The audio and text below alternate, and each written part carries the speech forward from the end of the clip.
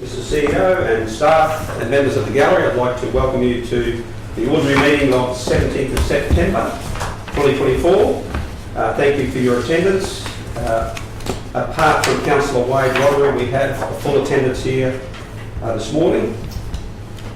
And in getting the meeting underway, I'd like to acknowledge the traditional owners on the land, the most precious land we meet on here today, being the Drummond people, and as a collective of council and staff want to pay our respects to those people and their culture and their heritage and their elders past, present and emerging. I'd also like to call on Councillor Walcott, who is going to provide this morning's prayer. So thank you, Councillor Walcott. Sure. That's great. So, Father, we just thank you for this day that is before us and all the events and the decisions that have to be made and placed on here, be good stewards of it. So we pray that we would steward it well with our decisions, with the community, best interest at heart. Give us wisdom, give us great understanding, and for each person here today. Thank you in Jesus' name. Amen. Amen. Thank you, Councillor Walcott. Councillors, we've got a fairly lengthy agenda today, so always welcome robust debate and as many questions as we need. But if we could just be mindful of time as we endeavour to get through the agenda.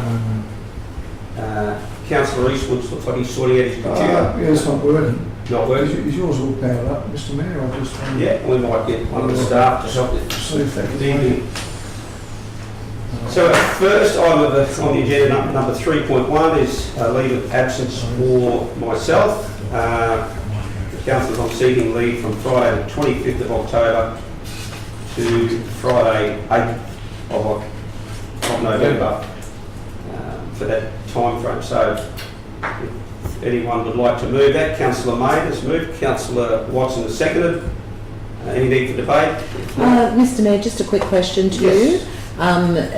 you. Will you still be attending the LGAQ conference around that date? I will be attending the LGAQ conference. Lovely. Yes. Good to hear. Thank you. Thank you. We'll put that to the vote. Those in favour? Thank you very much, councillors. That was unanimous. Item number 4, confirmation of minutes of previous meeting. We have a mover there. We've got a mover in Councillor Walcott, seconder in Councillor Maida. Any need for debate? If not, we'll go to the vote. Those in favour? Thank you, councillors. That was also, Councillor Eastwood, are you in favour of that? Yep, that was also unanimous, thanks. Item 5, declarations of interest in matters on the agenda. I believe we have a declaration there from Councillor Friend. Yes, thank you, Mr Mayor. In an agenda item under confidential, I do have a conflict of interest, as I am aware of one of the persons noted in that confidential item. So I'll be leaving the room. Thank you, Councillor Friend, and thank you for sending that information through in advance to the CEO. Just a question, Mr. It's Mayor. always helpful. Yes, Councillor Mayor. Is it because you know a person that you have a conflict? Has it been established? Yes, it's conflict. That's fine, that's fine. Probably not so much the knowing, it's the relationship. The relationship, that's fine. Thank you. Item 6, we have no deputations. 7, lifting matters laying on the table there. We've got 2 matters with the officer's recommendation. Number 1, industrial relations matter, and number 2, Barmarie multi-sport precinct concept plan review. We have a mover to lift those from the table. Mover in Councillor Walcott, the seconder in Councillor Maida. Any debate? If not, we'll go to the vote. Those in favour? Thank you, that's unanimous. 7.2, we have the business outstanding table for your consideration, councillors.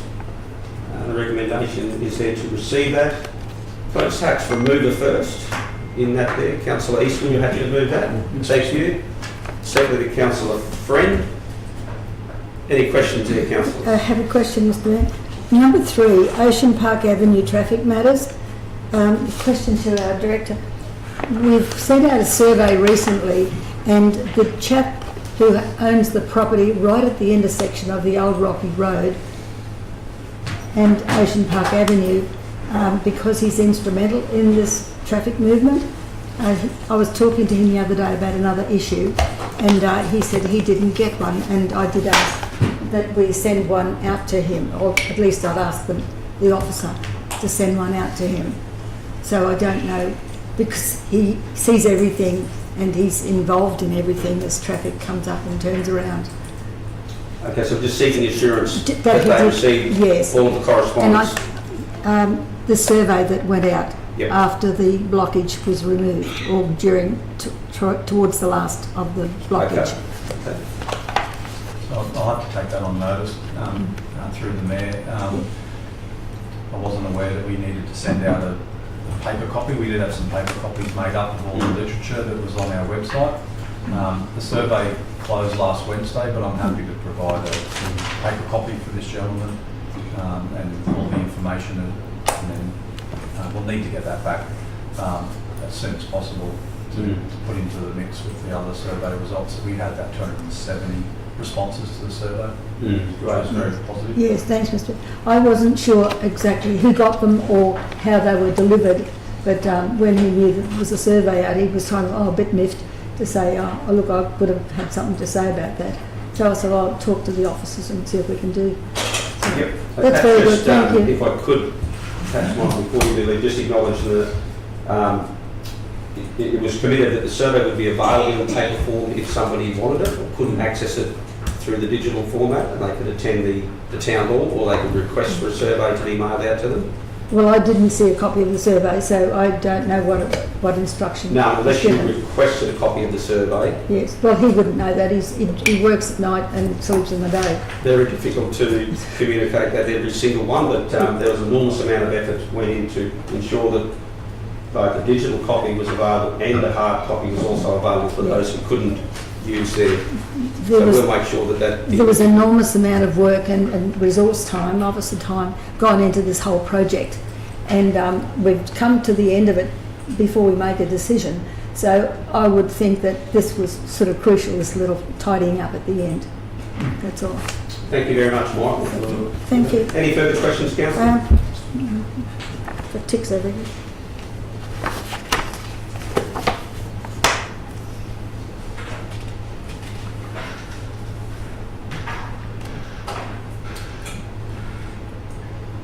Okay.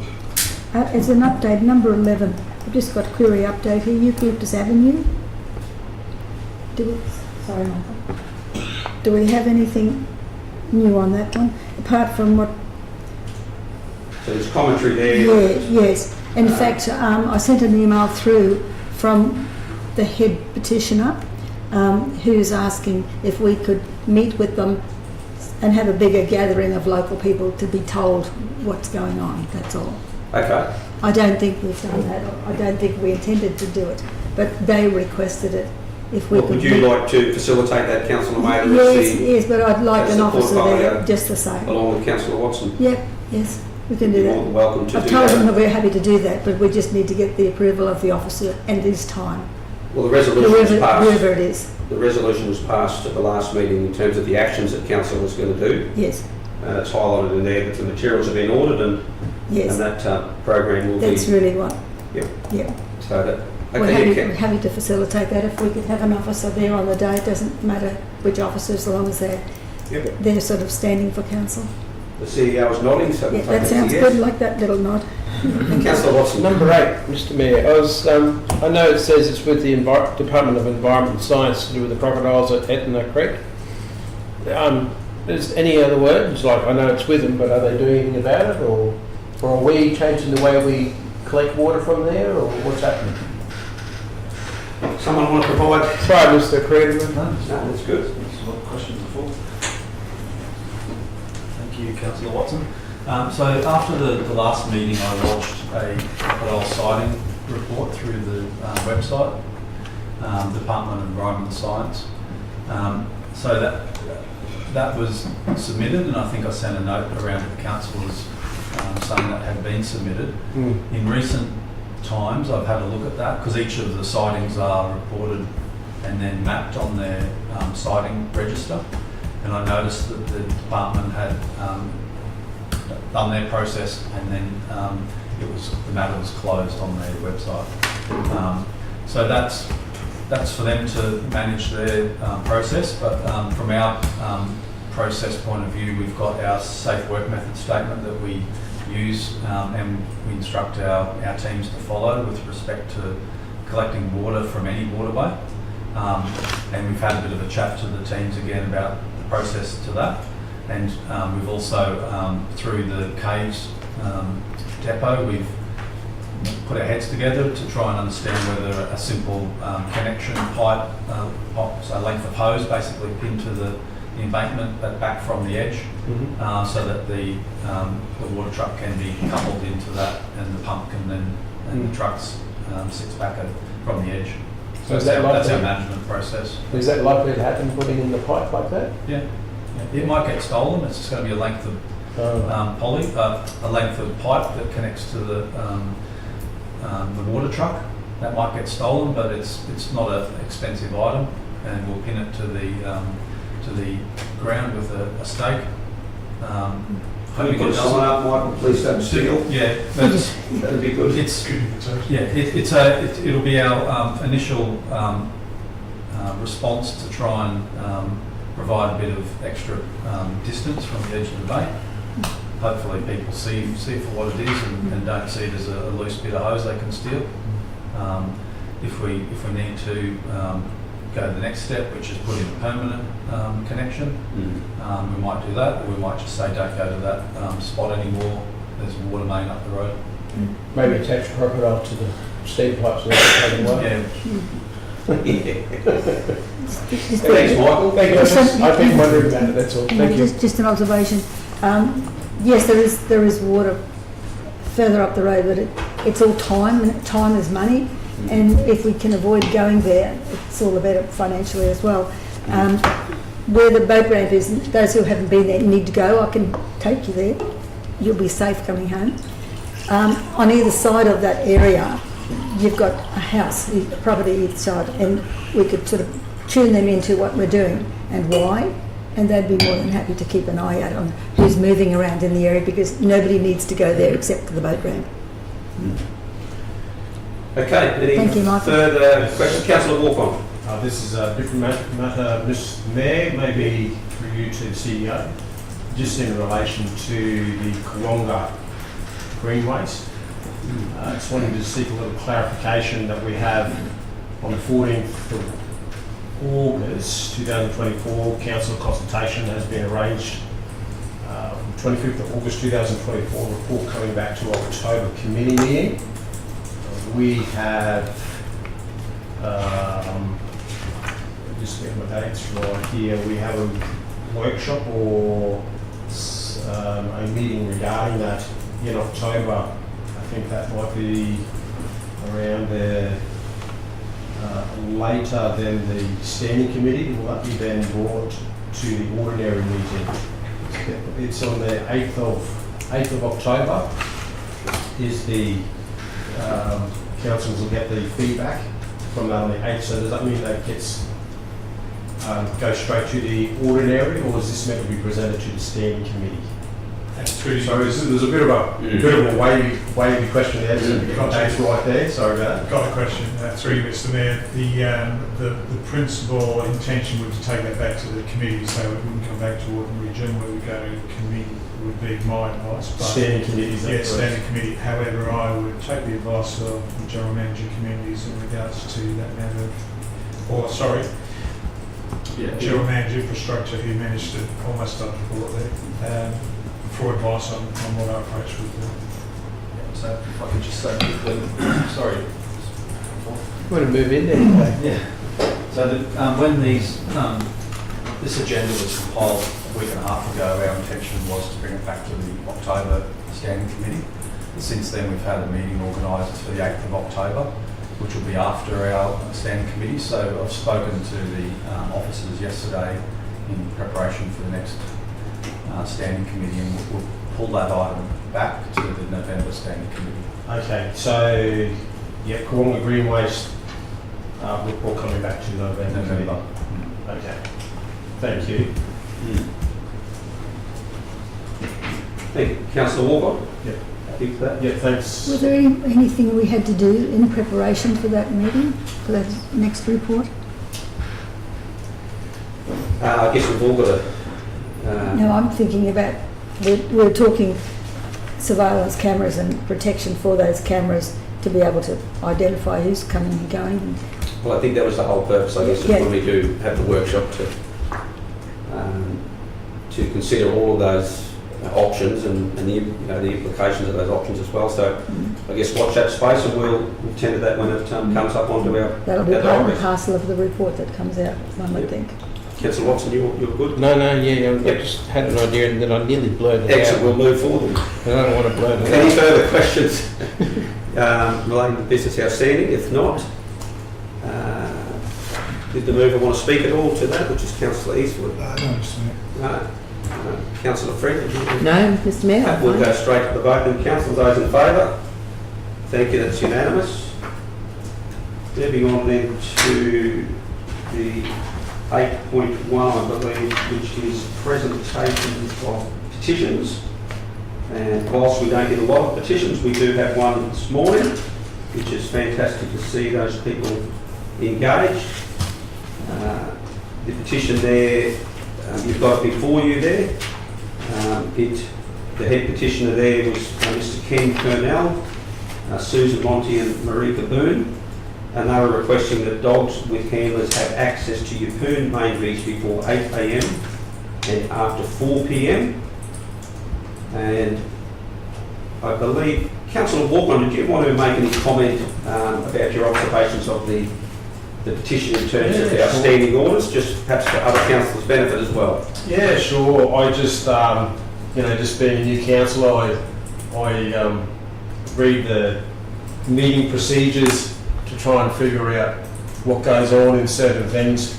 And I was reading about petitions and how petitions all work out to be added to the minutes. And I hadn't noted that, realised that point C, it's in our agenda there, that it must include all the postcodes of all the petitioners.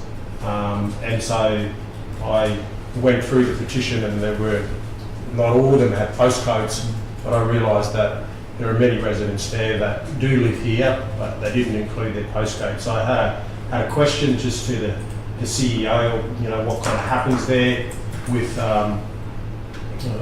not having the postcode on the petition, and they advised that. Or did you advise?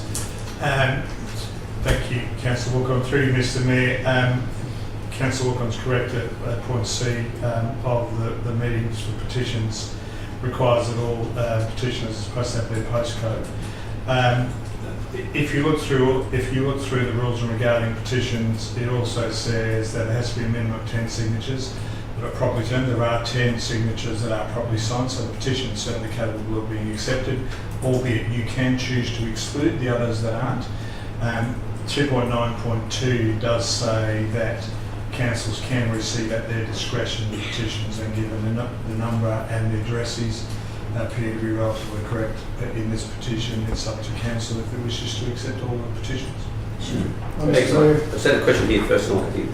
I did notice too, there was 10 dozen names on that petition that just were a first name only. And I wonder about the reality of that. Okay. Any further questions? Yeah. Councillor Watson? Thanks. I was wondering, now that we've just received this, will this be included in the count for the survey? Because that was why they were doing it, and I know that we had new measures through the survey, so I'm just wondering if this will be added to it. But the other thing is, was this template from our website, or was this from another one? Because if it is, maybe we need to put a postcode column in to make that happen in the future so people realise that. So, a few questions. Thank you. Through Mr Mayor, that's a good observation, Councillor Watson, and I think that's good advice. So we will look to adjust our petition to make sure if we're reflecting a requirement in the standing orders, that we also reflect that in the petition documents. As to where the petition goes, I don't necessarily believe it would be part of the survey, but it will be included as part of the considerations that officers will have in the assessing, because it is a separate piece of work, so it will just be provided as additional information to the officers. So can I just ask, so with the survey, sorry, Mr. Here, that's how we measure how everything's done. Is there any way we can measure this with a petition, or is it just something that's just on the side? Because all I'm asking is, have they wasted their time? I'm happy to. And I don't mean wasted as in wasted, but is it? Through you, Mr. Mayor, no, I don't believe that wasted the time. Petition, if the petition is accepted by council, it will be a valid body of information that officers will use to consider their position. Thank you. Yeah, absolutely. Councillor Freeman. Yeah, thank you, Mr. Mayor. Just two questions which prompted these questions was the actual wording in the petition. How did the proposed local law for dogs free, a dog-free main beach in Yeppoon on the actual sand come about? And are dogs allowed on other beaches? Do we have... So in terms of how did the petition come about? No, how did the proposed, because it hasn't been accepted yet, new local law of having a dog-free main beach come about? Was it complaints? Was it something is that more of a question about how has it been included in the local law review? Yes. Yep. Well, that's a valid question. Perhaps we could ask one of the officers, or Sonia there, to provide some commentary on. That's what I'm thinking, Mr. Mayor. That was part of my question as well.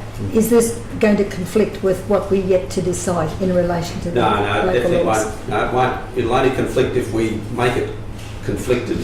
We will have the discretion as to A, what we do with the petition, and B, what do we do with the intent of the petition. Okay, over to Sonia. Councillor Friend, I believe it came about because of a desire from the public to have one or two beaches within the Shire that don't have dogs on them, whether they're because people are scared of dogs or their own personal reasons. It is quite common in other areas to have areas where there are dogs not allowed on beaches at all. Normally it's in the more urban use areas, so you may town centres like Yeppoon and Main Beach. However, the local law review is all about getting input from the public, and this petition will be considered in regards to the intent, and that is it to keep the beach dog free between those times. That may also satisfy the people that want that. So I suppose we'll be bringing all of this back to councillors for them to make decisions on it. Certainly, and just the second part of that question through the Mayor is, are there other beaches where dogs are not prohibited or proposed to be prohibited? Sorry. I'll have to take that one on notice. So, Councillor Friend, I do believe it might be Emu Park Beach as well. Yeah. From the rocks to the light Yeah, side. just a certain part of that area. Let's make more of a statement. You can make a statement, Councillor. During COVID, we're all encouraged to walk and get dogs and everything else, and now our local laws are basically telling us that we can't take our dogs anywhere. And we're going to end up, if we're not careful, we're going to end up with the local laws fellas getting more barking issues because the people can't take their dogs for walks. I think it's put in place as they can, Councillor. That's the whole point. Oh. Yeah, I would say point of order on that one, Councillor, through the Mayor. And my point of order is the fact that they're talking about two beaches, not the walkways behind the beach. And we have the second longest coastline in Queensland. I realise that. So, they are the most popular beaches. And I guess ultimately this is not the time for debate, but do we accept the point of order and ask Councillor Watson to consider that in future comments? Thank you very much, Sonia. So we do have a petition before us, which I just want to make clear that it's in my intention, certainly, that I would encourage council. I guess firstly, are we prepared as a council to accept this petition despite some inaccuracies in terms of the stipulations of how a petition is meant to be framed? There is still enough on there to make it a valid petition. So I might just ask that we have a show of hands that those are in favour. who's moving it? Do we get sort of move? No, we just, Well, it's a it's more like that. We'll have a consensus. move to see are we accepting of the petition to be considered as a valid petition. So it's sort of two motions in a sense. First, yeah. I'll move it. Oh, you're going to move? Councillor Watson's moved it. Councillor Walker has seconded. Those in favour of Are that you just accepting as it is? as a valid petition, Yes, then we'll okay, debate whether we okay. receive it or not. And a second motion to Yes. receive it. Okay, so that was supported unanimously. Now we'll move on to the council resolution that the petition be accepted as a valid petition. And if we could just ask that that it also be, because our standing orders state one of two things: one that the petition is just received, or other that it's received and it is, I think it is fallen to a workshop for discussion. Given that we don't have workshops as such, if we could capture in there that it would be forwarded to further discussion in regards to the local law review. Are we happy with that, councillors? Yeah. Okay, so do we have a mover there? We've got a mover in Councillor Mather, we've got a seconded Councillor Walk-on. Councillor Mather, do you want to speak to that petition? Not particularly, Mr Mayor, except that somebody's gone to a great deal of trouble because there are a number of pet owners in this shire, and their pets are very much part of their family, and exercising their rights on beaches, it just goes hand in hand with pets. So I can totally understand, and I'm sure we all do, feel that we need to give this the best exercise we can as far as looking at all the pitfalls and all the benefits to this petition. So it's somebody has gone to a great deal of trouble to get the message across to us. Thank you. Thank you very much, Councillor Mather. Anyone speaking against the petition? Councillor Walker, did you want to speak at all as a seconder? Just a great job in getting all the signatories, almost 500 signatures there. So terrific job, and it's received most probably. Excellent. Okay, any further speakers against? No.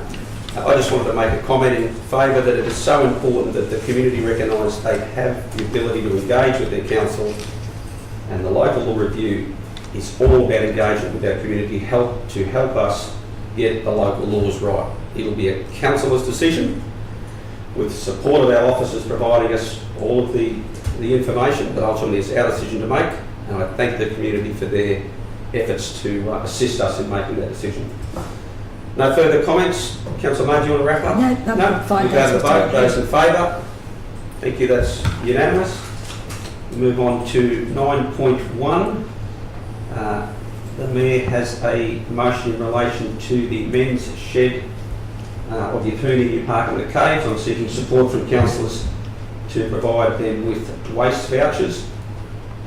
Before I make any further comment, I'm happy to move that if there's a second to get it a live debate. Councillor Eastwood, thank you.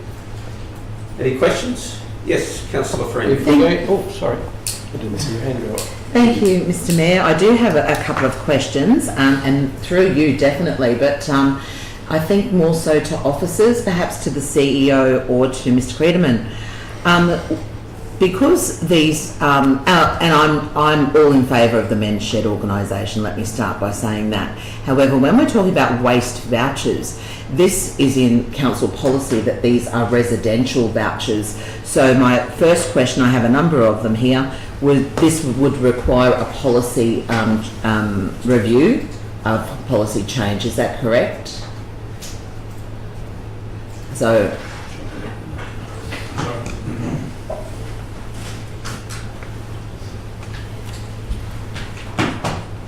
Through the Mayor, thank you for the question.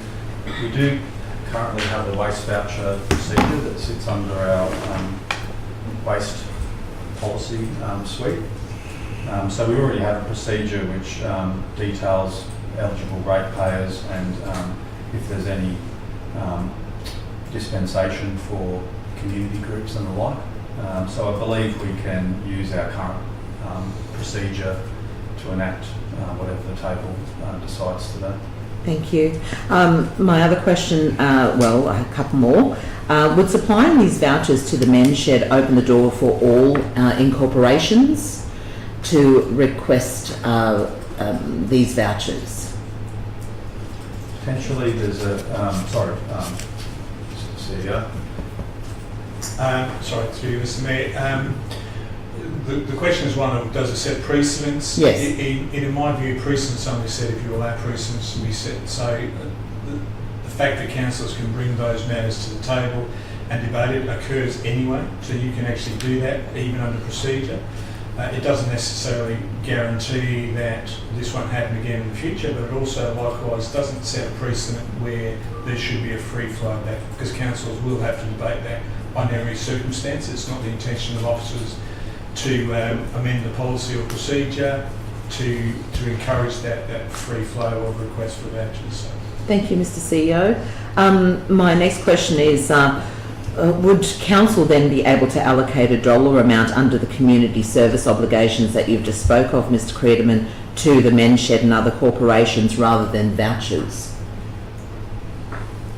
So there will be a community service obligation, I believe, that will need to pass from the council to the waste business.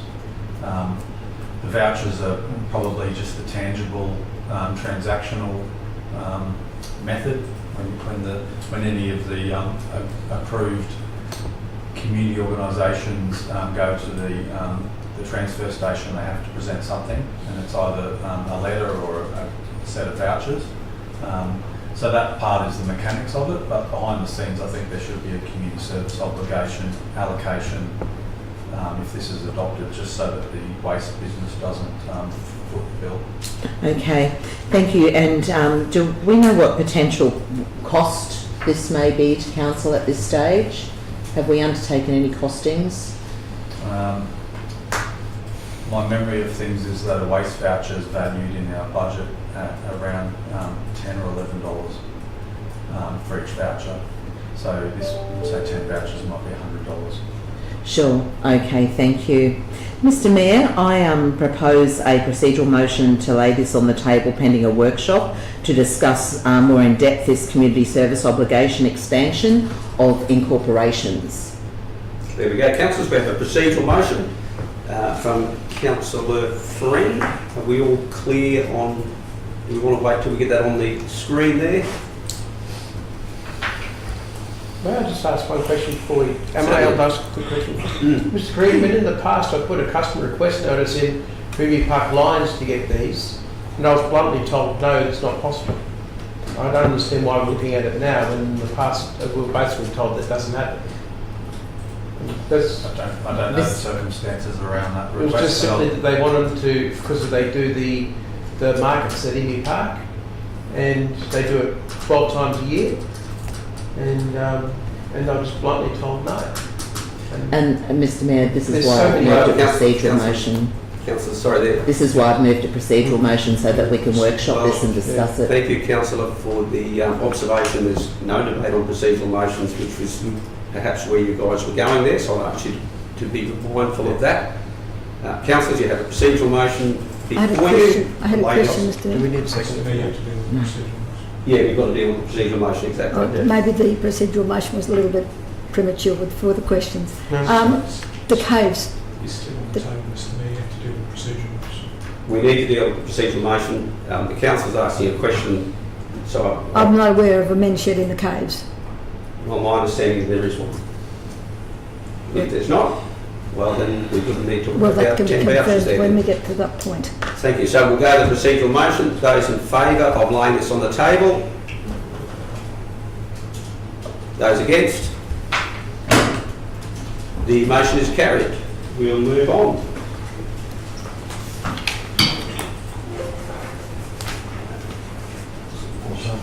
Nine point two, council made eligibility for tip vouchers. Well, Mr. Mayor, I was kind of predicting that we'd be laying it on the table anyway, so that's why I put it to the next meeting. So we could do all that homework. So what do we do with this one? Can I, The good councillor who's moved, who has the motion on the agenda. without having to move it, Mr. Mayor, just an outline very quickly. I've been approached on several occasions in relation to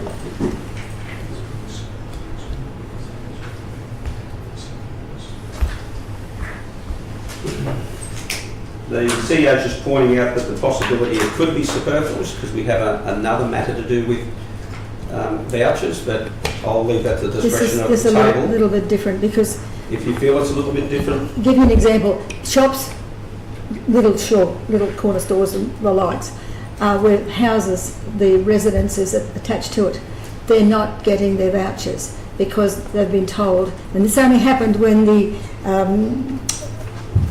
it all become digital. appreciate that, Councillor. Apparently Would they you used to have like it before. I'm going to allow for you to move the motion if you'd like, and if you've got a seconder, Well, then we can enter into formal debate.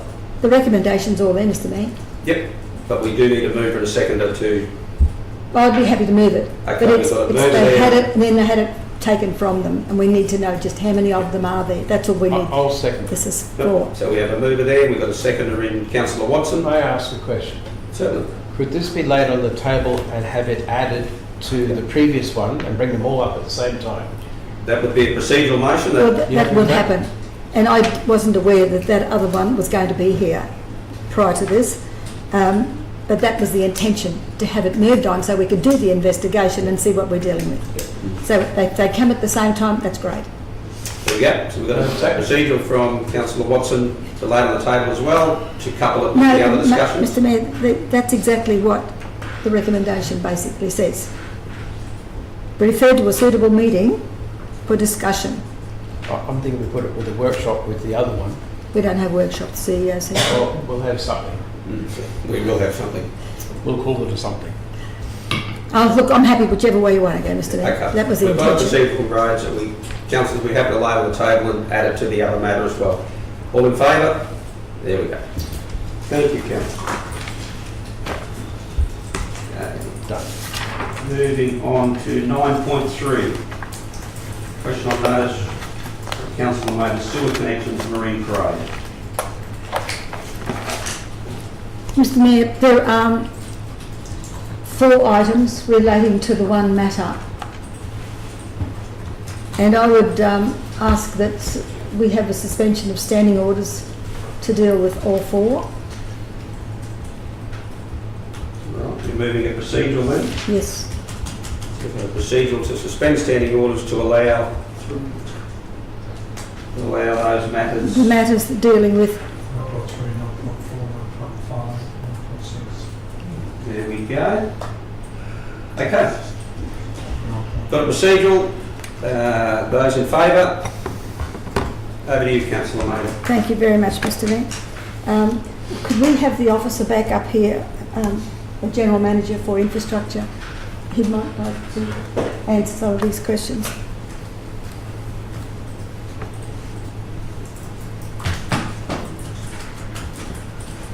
So now we're in suspension. The questions that have been posed here were previously posed, and I felt that we needed to deal with those at that time because there have been a number of questions unanswered in relation to this matter, and unfortunately I didn't want to prolong it any more than necessary. But in the absence of the information that we're required to make an informed decision, the questions were placed on notice, and they weren't the first ones.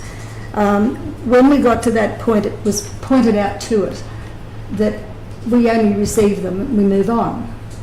But I was trying to get through to the table that the information we seek needs to be, the questions need to be expanded and the answers need to be expanded.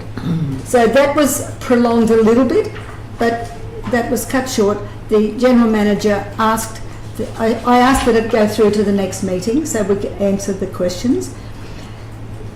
The General Manager said we should withdraw it and resubmit it at a following meeting. And I thought, well, why would we do that? Because it's just double handling on my part.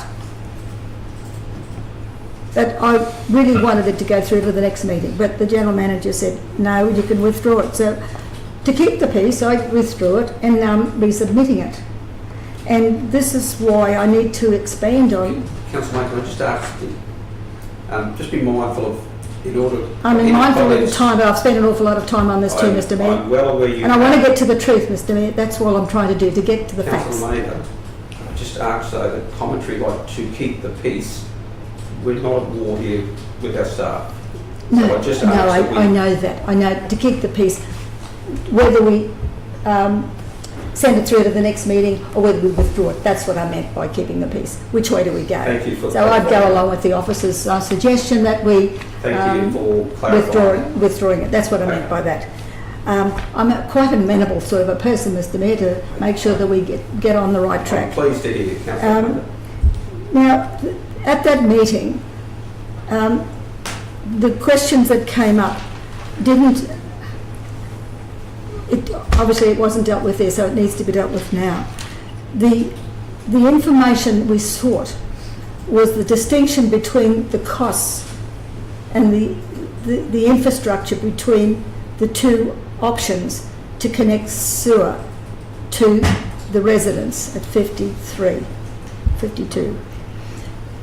What we had was incomplete answers. Our general manager may not have understood fully what we were looking for, but when it was pointed out that the private quotation to connect to the sewer main in front of the residents was 30,000, and it was shown that indicated that it was 30,000 to put a 110 metre line in to connect to another sewer outlet. But that was not comparing apples with apples, because the private quote for 30,000 showed what needed to be done, what needed to be completed to get that service in there. And that's why the question came in, because when Councillor Watson asked, well, if they're much the same, what are we arguing about? But they weren't much the same, because we didn't know at the time, and this is what was missing from the General Manager's answer. And it's shown it here, and he's acceded to that. There were other things that needed to go with the council's option to connect that 110 metre line. And that could be, I don't know, we still haven't got that answer. So we're still not any much the wiser, because there were things like, didn't include the question 2. Would the General Manager confirm his estimated cost of up to 30,000 to construct a new rising main past other houses does not include the installation of a tank, pumps and backflow prevention devices necessary to complete the connection? And the General Manager's response was, it's confirmed. That's the answer that we should have had at the time Councillor Watson asked the question 3 times at that time. Had we had that, we would have known which way to go at that time. We didn't have it. So that was sort of part and parcel of the reason why it had to come back, because that needed to be clarified. We weren't given that information, which shows that the council line, or the council's preferred line of 110 metres to connect to a sewer main, was a lot more than $30,000. I have questions, Mr Mayor. Yeah, by all means, Councillor Freeman. 3 questions. First, the least important first. Is 9.3 in the agenda and 9.4 very, very much the same? Is that a double up? Is it a double up? Councillor, maybe you wrote the questions. How would you respond? 9.3, that's my written letter, and I'm reading from the report. Yeah, I'm talking about the agenda items, actually 9.4. on the agenda, 9.3 and 9.4. They're different? They're different? Different questions? Different questions. That's what I said, there are 4 matters here dealing with the one matter. Right, thank you. That's all I needed to know to have that clarified. Yes. My next question, Mr Mayor, is to Ms Creederman. Will the total cost to the resident be $60,000 or will it be $30,000? I read the report and it quite clearly states that any plumbing on the side of the resident is to do with their plumber's quote that they receive, and we can only quote what council give a costing of the council side of things. So are you able to say, because the $60,000 is being bandied around and in the report, and I just wondered what your idea was for that. Thanks for the question, Councillor Friend. And you are correct in that whatever's on the property side is the property owner's responsibility, and the application for the private works connection with the rising main 110 metres to the sewer manhole, that was an estimate of $30,000 for the private works component of the works. So within one of the questions, there was it was assumed that the total price might be $60,000, but in the response that I've given here, I've said that the property side works, which is a tank and a pump, is at the owner's cost and subject to their licensed plumber's quote, and I don't have a feeling for what that is. That's up to market forces that they can go to multiple plumbers. So the demarcation in the cost is that council estimated, and it's not a firm estimate from our team, it's just the answering of questions, that it's likely to cost about $30,000 to put a small rising main in along the road reserve for 110 metres and connect into the sewer manhole at the end of the street. And it's not council's responsibility, Mr. Friedman, to quote on No. the works within that private property. No. I have one last question, and I read through the reports very clearly. I was a bit perplexed with something, Councillor Mather, that you've noted on page 80 on further investigations. I believe the apparent deficiencies in the General Manager's response may have misled the table, resulting in a motion which did not reflect the facts. So I'm concerned with the wording misled the table. Do you believe that the General Manager misled the table? Because when you mislead something, it could be on purpose, it could be by accident or not intentional. So what did you mean by that? Misled the table. I gauged the opinion, and I suspect Councillor Watson, I'm not putting him on the spot, may have been misled because he was of the opinion, as I was of the opinion, and others probably may have been thinking the same thing, that apples and apples, but they weren't.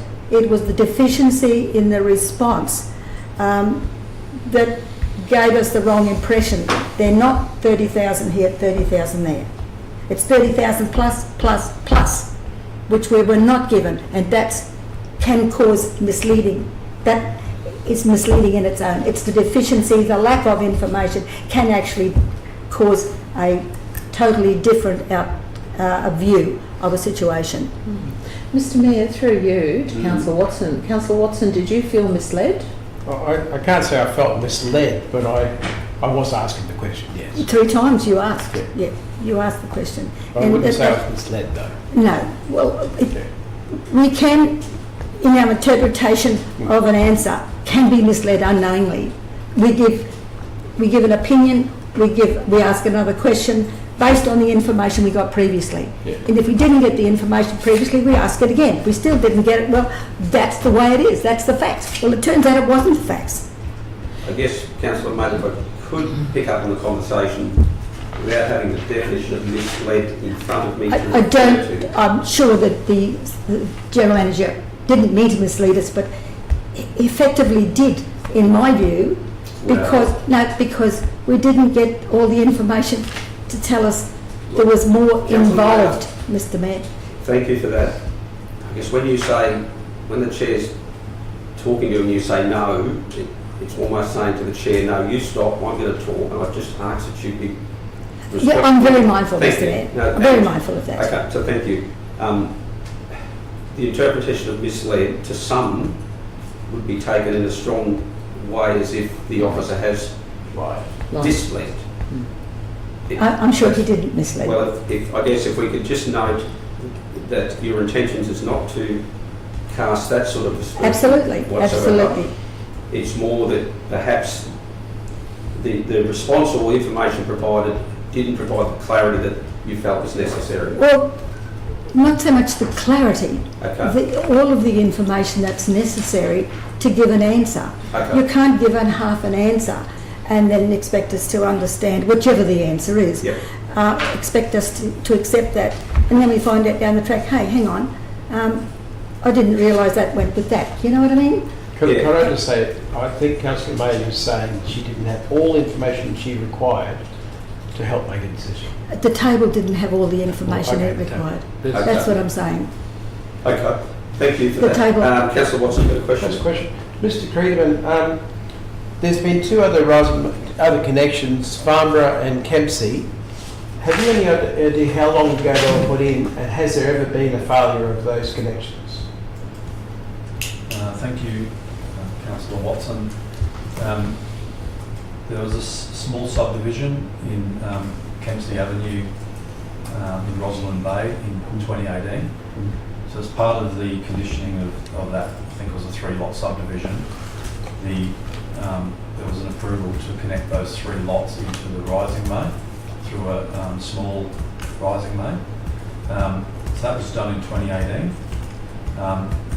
I don't know the background as to how that was approved and conditioned, but it is in contradiction of our development guidelines and our standards for connections into trunk infrastructure or rising mains. And I'm not certain about how often there's an issue with that connection or rising main. And the other one you speak of is in Farnborough Road. There's a small one-house connection into a rising main on Farnborough Road, which was, I spoke about it in the briefing session that we had on this topic in, I think it was in May. So looking back through the details on that side, it looks like it was connected in either 10 to 15 years ago. And that was a one-off connection that, again, doesn't comply with our standards. I don't know the reasons for that either. Considering there is a gravity main on the other side of that road, it was very unusual. The only thing I think at the time I said was that road, Farmer Road, was a declared main road, so maybe there was some concerns about tunnel boring or trenching across the declared main road, but I'm not sure of the details on that. But so you don't know if they've ever failed though? No, I haven't looked into whether they failed. With the one at Kempsey, was it because it was the 3 houses, was it a different style of connection to do it? As in, would there be the same issues as what you were talking about with Marine Parade? I think the issues at Marine Parade would be amplified, given that there would be a single house connection directly into a rising main within, from here to the end of the table length. So if there's any blockages in any of the backflow devices, which our plumbing team and our principal water engineer says that that'll be when, not if, they will block in time. When there's call it a slug of sewage going up the rising main from our pump station at about 25 metre pressure head, if there's a blockage in a length of pipe as long as this table at 25 metre pressure head, and if it comes through, it can blow, and then we have a big problem. So in that case, I guess it could go through. If one blocks, it could do the other 2 as well at the same time. Well, in the Kempsey example, I'm just having a look at my mapping here. The Kempsey example, that it's quite a distance from the houses into the rising main. If you just there for a moment, it could be. Let's have a look at the mapping. The length of pipe from the houses into the rising main is 170 metres away. So if there is a blockage or backflow, it's going to take up that distance in the pipe. That might be the fail-safe, I'm not sure. But in a direct connection from one house to the rising main at the front of the house, which is as long as this table, there's not a lot of fail-safe there, as well as the backflow devices that we know can be installed, but there's a risk that they may fail from the officer's perspective. Thank you. Councillor Walker. Mr. Mayor, can I just ask a question, Mr. Creedman? Are there any other residents in the area that have had to connect to a private pump station and sewer main for connection to the gravity system?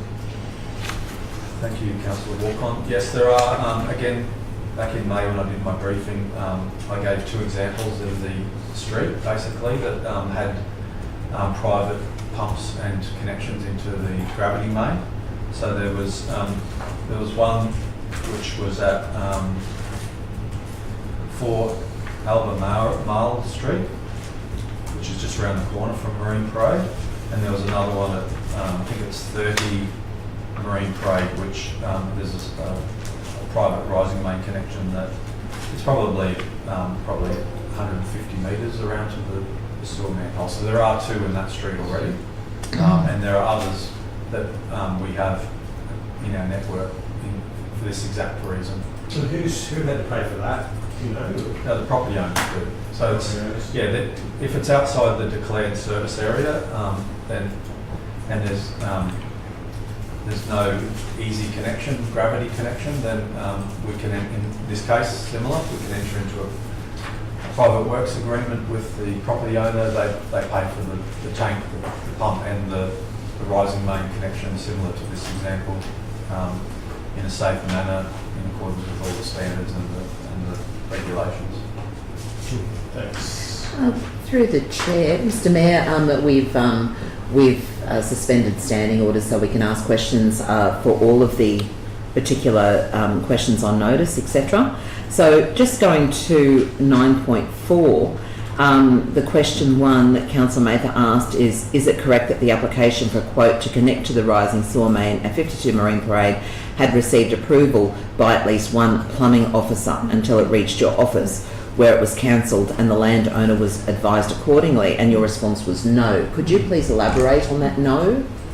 So it's a response. So I had a chat to the officers involved in this private works application, and in response to this no, that no one in our office had given approval or preliminary approval for this connection to be approved. Right. So there's the application was received as a private works application. It went to our plumbing department. Yeah. Our supervisor in the plumbing department looked at it and said, "Oh, this is unusual. I'll send it upstairs to our principal water engineer." The principal water engineer looked at it and said, "This is unusual. It's against all of our standards and regulations." And they responded back to the plumber, who was acting on behalf of the resident, with the reasons why it wouldn't be supported. And at that stage, it was basically not approved. So it's not going to be continued as an application. Yeah. That was back late February, early March. So just to clarify and be concise, no one approved it and said yes? No. Okay, thank you. Just one more question, if I may. Just through to Mr. Creedman. If it backs up in this person's house, Marine Parade, is it likely to go through the house and everything else? And if it is it our fault or their fault? Who cleans the mess up and who pays for the mess? So that was, there's a question, I'm sorry, I'm just trying to find it. There was a question in here from Councillor Mather around the level of the property. That's what I'm asking. I'm just having a look back through my notes. So we did have a site visit. I went on site with Councillor Mather, the residents, and the principal water engineer. And during that site visit, I observed that there was some renovations occurring on the ground floor of the property. So we had a bit of a chat about that, and there was the existing tank had overflowed and gone through into the ground floor of the premises. So from that, my observation was that the existing tank, top of the tank, was the same level as the slab of the house, and therefore it flowed in. If there's every chance that this could happen if the new connection is approved, there's a risk that the backflow devices block and the pressurised sewage flows into the tank and then overflows onto the properties and the grass. And then it's already been observed from me that the grass surrounding level is the same as the house, so then it would logically flow into the property house again. And so that's part of the answer. And then through discussions with our manager, water and waste, I think he might have mentioned it to the councillors in the briefing session. Even though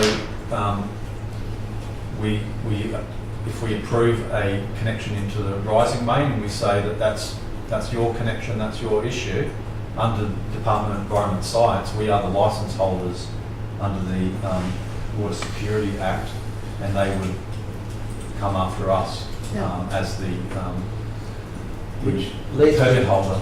Which leads me to the next question, because the next landholder may not know any of this, then we're the worst people on the block. Because I know of a house recently that someone's bought, and the real estate agent never passed on that the house floods, and it's our fault now. And so I'm just sort of thinking the same sort of scenario. That's all. Vulnerability. Because we're liable for it no matter what. Mr. Chairman, could I just shed a little bit of light on that last We need to question? be mindful, perhaps a few more questions and we'll wrap up procedural. Oh, Mr. Chairman, I've spent a lot of time and I was hoping this would be... Enormous amount of time, Councillor Maynard. Yeah, and I just wanted to get to the facts and Yep. have everybody else on board. That's all it's all about. On board on the facts. I particularly asked the question about the level of the floor. It would not have been approved compliant-wise if the house was lower or on the same level as the service. As it turned out, the blockage was attributed within the house itself, not the septic system itself. And there are photographs to show that the house is higher than the ground. So that, we didn't go that far at the time to confirm all that, but that can be, and in fact the insurance company went through all of those questions. I checked, Mr. Mayor, to make sure that I left no stone unturned if some questions were to arise, which they have. So the insurance company paid out because they could see where the problem was, and it wasn't anything to do with the manufacturing of the septic. But I must highlight the fact that it's an old historical subdivision way back in 400 and something square metres, and it's probably not the best place to put a septic system, which is now inundated and attacked by the vegetation next door. But seeing the good councillor raise 9.4, there's a couple of things there. The question one, yes, it was different from the questions before about the officers approving. Now, Kempsey Avenue, Farnborough Road and Kempsey Avenue, yes. Kempsey Avenue was approved, I think, before your time, Mr. General Manager, in 2022. Sorry? The survey plan I've seen is I think- dated 2018. 18. 2018. It was ticked off and approved and in 22. I've got the file. I've got the report. So I checked that one. And that was for a connection to a block of land which was bare at the time. It had no septic system in it. It was a development for resale. And when they got that service in there, like I said, it wasn't urgent, it wasn't pressing, there were no health issues, there were no risks attached. It was just a pure and simple application which was approved by our officers at that time. That's what I'm saying. And there was no pressing argument there. Nobody was at risk. We have a different situation here where people are at risk and that there is a health issue, environmental issue, and that's what I'm leaning on. This is a little different to Kempsey Avenue. I don't have a problem with Kempsey Avenue if it's been approved and the 3 houses have been since built. That adds to our rate base. But it's a very different situation than we have now today, which is urgent. So I just wanted to bring to your attention that our officers did approve that back then. So In obviously, what year are you saying? 22 was all signed off. I think it was 22. But Yeah, it was it all may have signed. been approved in 2018 though. It might have been approved in principle, the development, Yeah. because it was advertised on a big billboard, sewage available. That's the thing. So those 2 questions on page 9.4 have been hopefully answered, Mr. Chairman. We can go to the next one, move on. Yep. But I just wanted to raise that. I do have a question, if I could, before we go out of this part. There is a solution that council has provided which would allow sewage to be connected to that block and doesn't require a septic system. It becomes redundant, and that solution has been offered to the customer. So when we spoken to the customer, and I think I put in the briefing report, there's different options are that the resident dig out their existing system and reinstate it, and we believe it might be 5 to 7 years life because there's tree roots getting into the existing system. To then further safeguard that existing system, there's a chance that you could put in some proprietary root barrier to further prolong the life. So there's option 1 and 1A. And then the other option that we put forward as officers was to put in a tank and a pump on their property, but then also put a small rising main down to the sewer manhole 110 metres away. Okay, so that would solve the problem of not needing to put the septic back in, or if we didn't support, I guess, the intent of putting a septic system back on that small block and we're looking for a different solution, that solution there. That is a well-used solution that we, as mentioned to Councillor Walcom, there were 2 other properties in this street, in this catchment, that have done that, and they have to go through a private works application and that requires what council to undertake work both on their private property and outside, or not? No, we would offer them a private works quote. Yep. They would have to organise all of the work on their own property through a licensed plumber. Right. And then our quote would be for our crews or a contractor under our direction to connect a small rising main along the road reserve, 110 metres away into a manhole. Okay, and would that trigger having the area be a declared area or not? Yes. We would not declare the entire area. We would look at also as part of the connection into the sewer main, we would ask the resident to pay about $5,300 in a headworks charge. The residents, or just the one resident? Just that one resident, Okay. because they're the only one connecting in and taking advantage of the sewer connection. Yep. So we would then basically declare that one property in the sewer area, and they would have to pay sewer rates from that moment on. But the actual capital cost of getting the connection is at their cost. And then there's about $1,000 a year in sewer charges. Well, so council would bear the cost of that work that happens outside the boundary? No, it's at the applicant's cost. So the applicant would pay both the private, what happens on their private side and what happens on the council side. And that's roughly estimated, we don't know, but some estimates of around the $30,000 on the council side, and maybe anecdotally from Councillor Mather's commentary and her notice, questions on notice, she believes it might be a combined of 60,000. So you might say 30 So 30 on each side. 30 outside. Plus 5,000 infrastructure charges. And what's that? Plus 5,000 infrastructure charges. And that's within our local government infrastructure plan, that any new lot that connects onto our services has to pay the charge. I'm not arguing Mr. that. Mayor, I'm not arguing that. Okay, and the last question I've got, the scenario that's been put forward in the following item that's been identified by Councillor Mather about someone might have it there. Yes, Mr. Mayor, provide a 50 mil connection to the sewer rising main to be located on the southern corner of the front boundary at 52 Marine Parade at their own cost and subject to relevant infrastructure charges. So that was my question. So that also. one there, would that be consistent with council's position, or would council support that action? It's just that it needs to be paid for by the owner, or? No, so that's the problem with that. That's a direct connection from the one property into the rising main, which is, as we've mentioned, officers not supporting that at all. It doesn't comply with our development guidelines, our Capricorn municipal development guidelines, and it doesn't comply with our basic policies and procedures to allow direct connection into trunk infrastructure.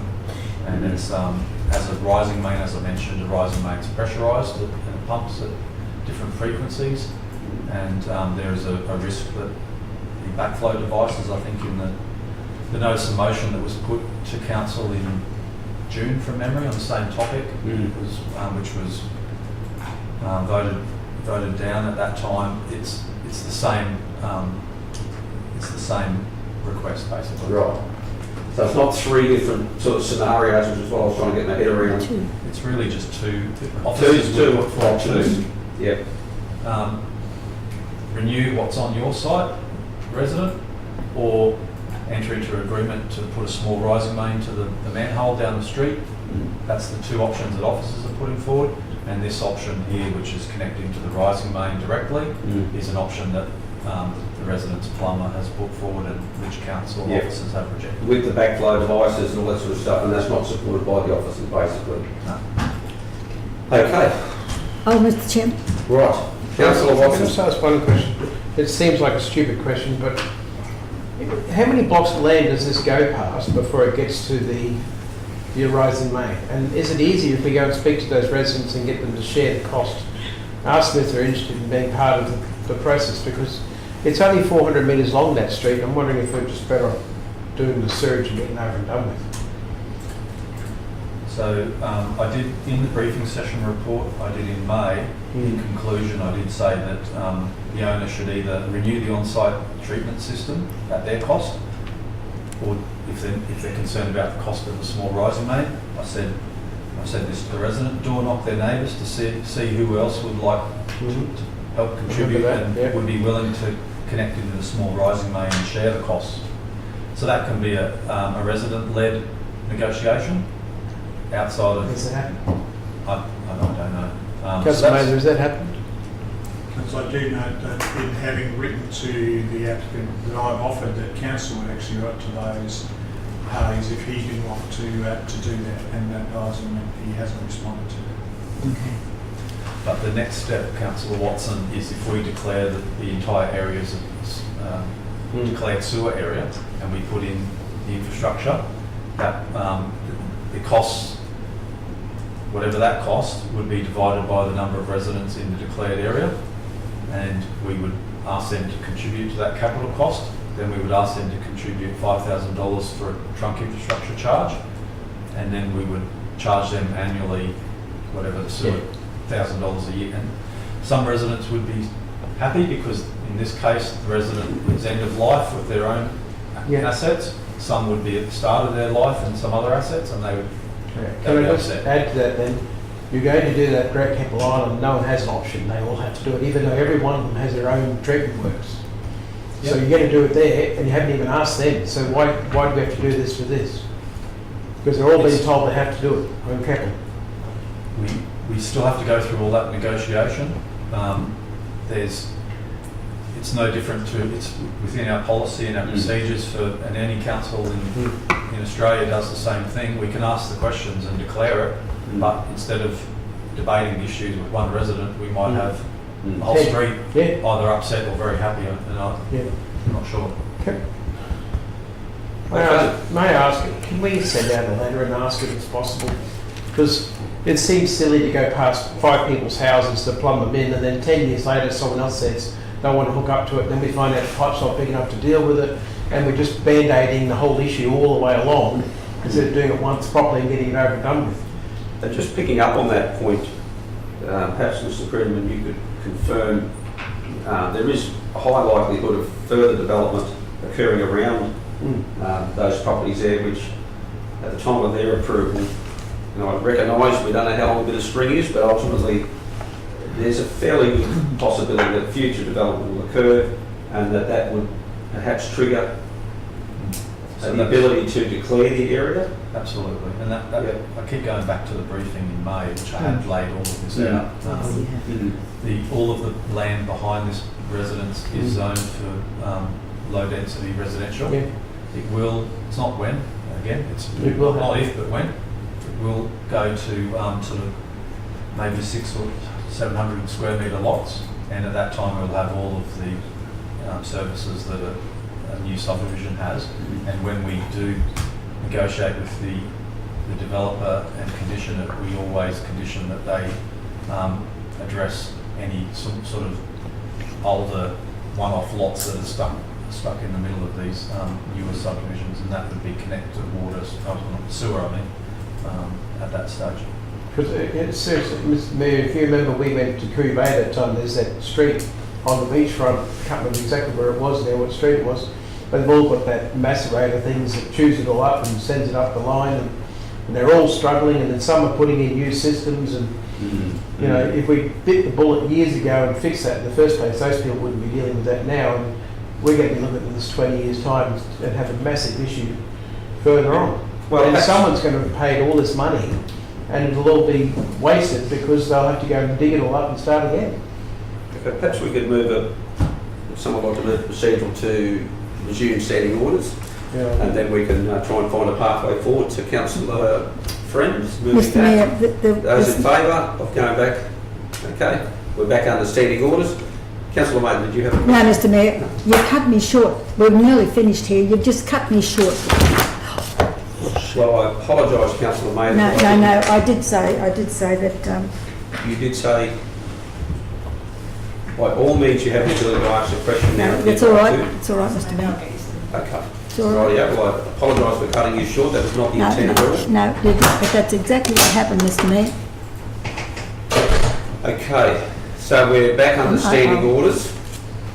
Councillor Watson, given what you've suggested there, would you like to move a procedural that through the CEO that they communicate with that community there the potential for them to consider the possibility of this becoming a declared zone? Is that where you're... Can I just ask a question, Mr. Creedman, first? Mr. Creedman, with this idea of a connection, there's going to be F&O behind them is going to be developed in the future. Is this something that's just classed under our capital works that we fund until that new estate comes online in the future and then we get money back that way?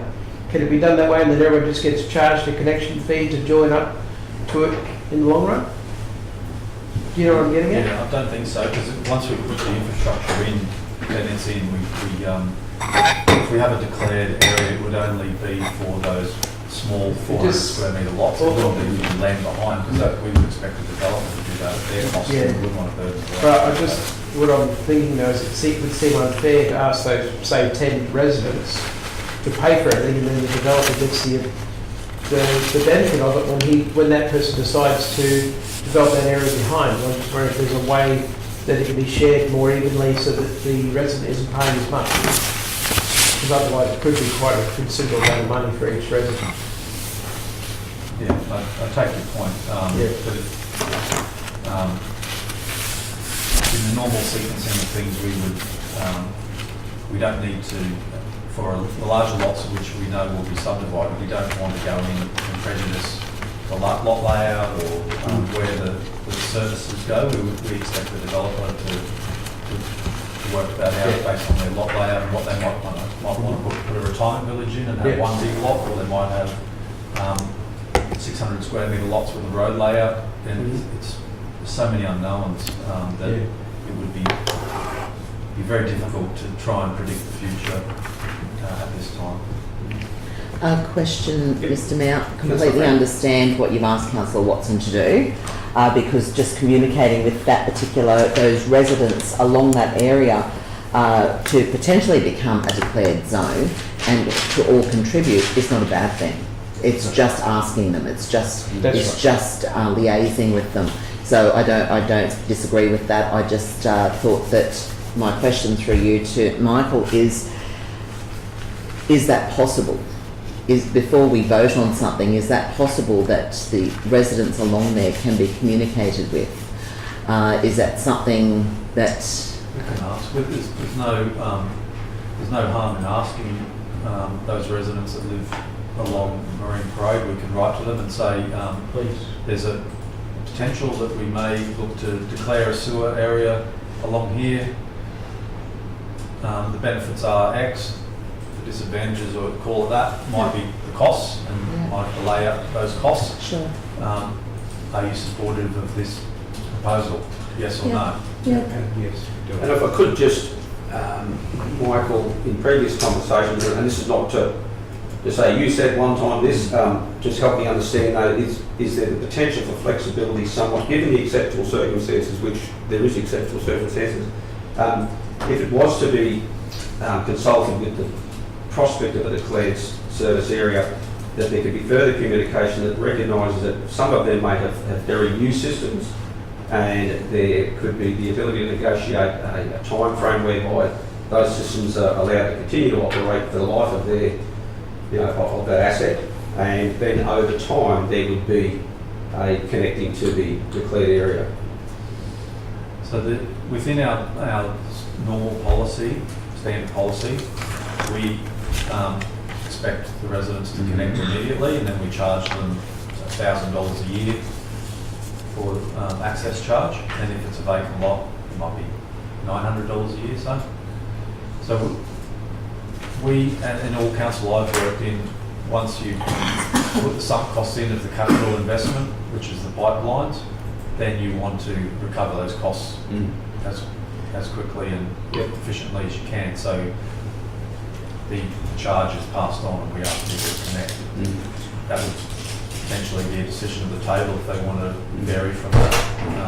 I recognise these things are written for a purpose to make it clear, but I guess even if I was to check the CEO, is there the scope to be flexible somewhat, taking into consideration the exceptional circumstances of a 400 square metre block of land in a place where we don't want to see septic systems. If council was considering that estate today, there's no way I believe that they would allow a septic system on the 400 square metres. It's generally not what we want to see, especially close to the Barrier Reef. We've got sand dunes there.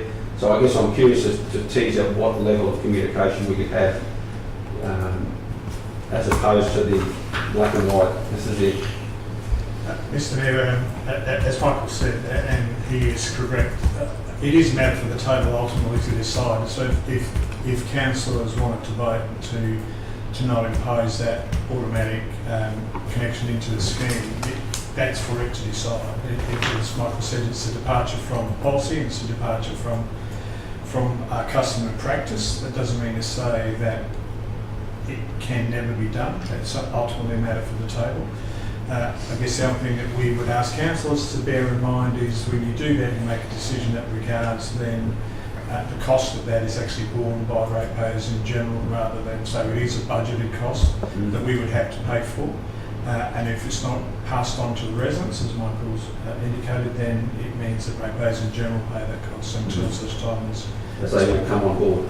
Yep, okay, well that helps us understand a little bit, I guess, what options councils have.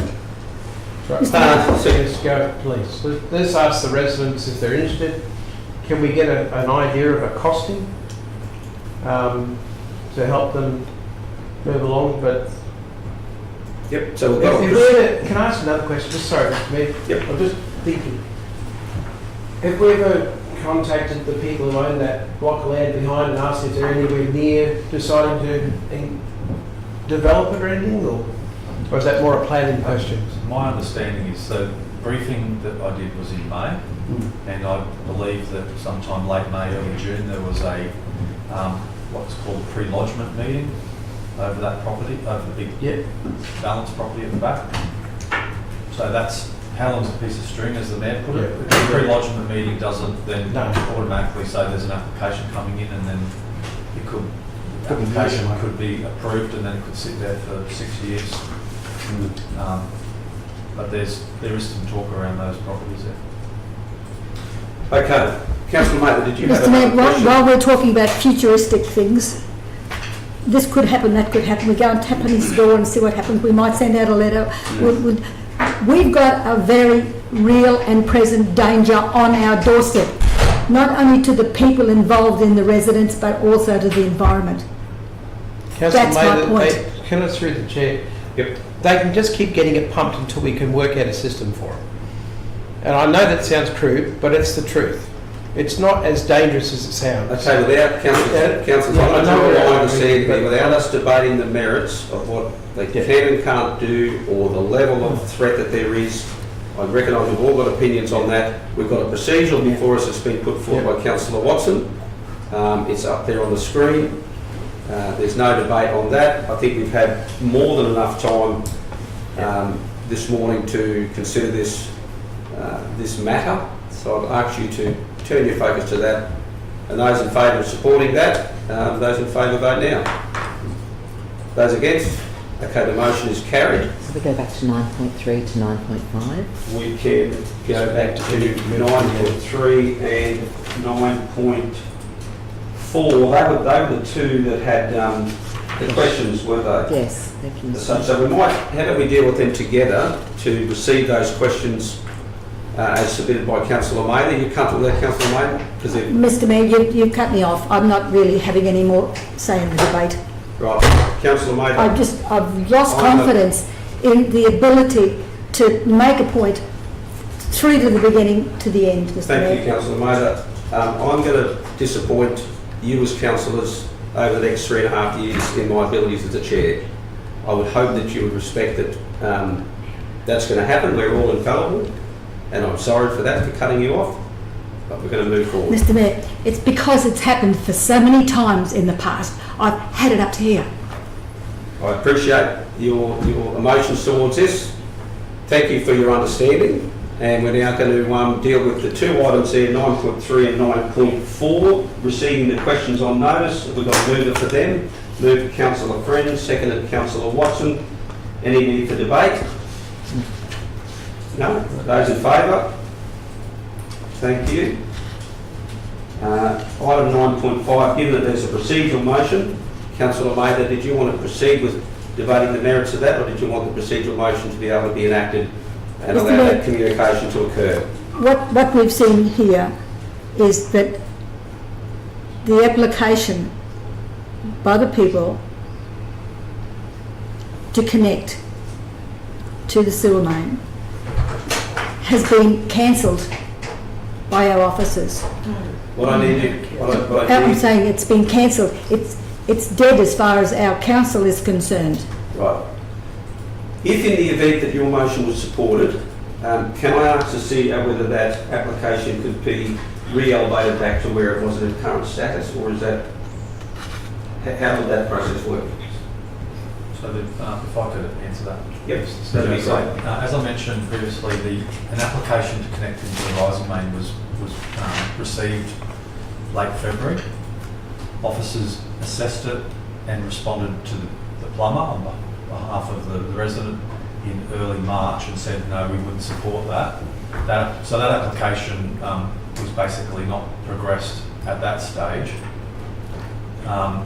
It remained in the system, but it was notated that it wouldn't be supported, and it was just basically administrative process that we needed to close it out.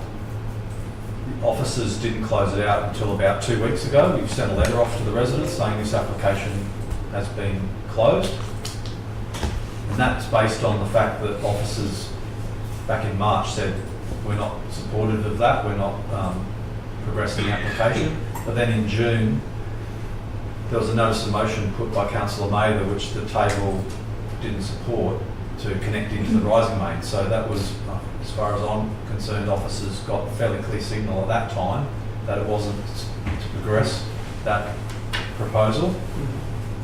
Unfortunately, it took till about 2 weeks ago, so the end of August, for the end of year, we should have done it immediately as officers to close it out, and wrote the letter. We did everything to notify the resident back in March. The letter wasn't sent till August saying this application is not supported, it's withdrawn, whatever. That was to close out the administrative process in our pathway system, our customer request system. And it was done, and I support the officers in doing it, because it was done based on the June notice of motion not being supported, and the officers' own views and my support of their views right throughout this process since March. So it was an unfortunate coincidence, but it wasn't malicious by staff in any way. Okay, and just a question, if we had the scenario where council chose a different course of action, supported, for example, this motion here, or if it wasn't today, it was in a month or whatever, what would that look like in terms of the application? Are there fees attached that council could then either waive it, or how would that occur? So if the council chose to, through the table, approve the connection into the rising main, then logically we would not ask the applicant to pay another fee. We would just enliven that previous application, and then to the will of the table, the officers get on and provide the written quote over the standard process. Thank you. That's answered the question. So there'd be no penalty as such No. incurred in requiring them to pay twice. So council is clear on that. Mr Mayor, just a point of interest. Nobody's being malicious here, but it was just coincidental, we're talking about coincidences, that wasn't my preferred choice to withdraw the questions on notice. My preferred choice was to move them through to the next meeting, to have them heard. But I was encouraged, and I went along with it to keep the peace, to withdraw. And it was since that withdrawal that the people received the notice of cancellation. And I felt that it was just too timely. Coincidental, maybe, that once I withdrew, the cancellation occurred. Well, I guess... And that concerned me a little bit. Thank you. So the concern, I guess, the positive of that is that we've heard publicly that if indeed a council chose to support a different version than what the officers have suggested or stipulated, that the application wouldn't be required to be paid twice. So there'd be no financial penalty. Is there an application though, if it's been cancelled? Yeah, but I think I've made it reasonably, well, Councillor Dawson, but just stand for what it is. As Michael said, it's re-enlivened. It's what, sir? It would be re-enlivened. Okay, I've never used that one before. there we go. We've heard it. We've heard it here this morning.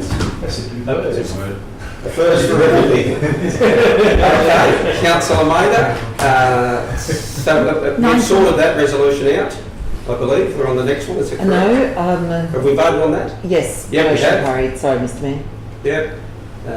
Now we're on to Councillor Maida's 9.5 notice motion. 9.5. Councillor Maida. Yes, so moved, Mr Mayor, that due to the exceptional circumstances surrounding this historical parcel of land and the subsequent difficulties in addressing the serious environmental health issue through the lack of timely and relevant information to make informed decision, Council grant approval on this occasion for the property owner to provide a 50mm connection to the sewer rising main to be located on the southern corner of the front boundary at 52 Marine Parade, Emu Park, at their own cost and subject to the relevant infrastructure charges. Thank you, Councillor Maida. You're moving that. Yes. Yep. Thank you. Is there a seconder?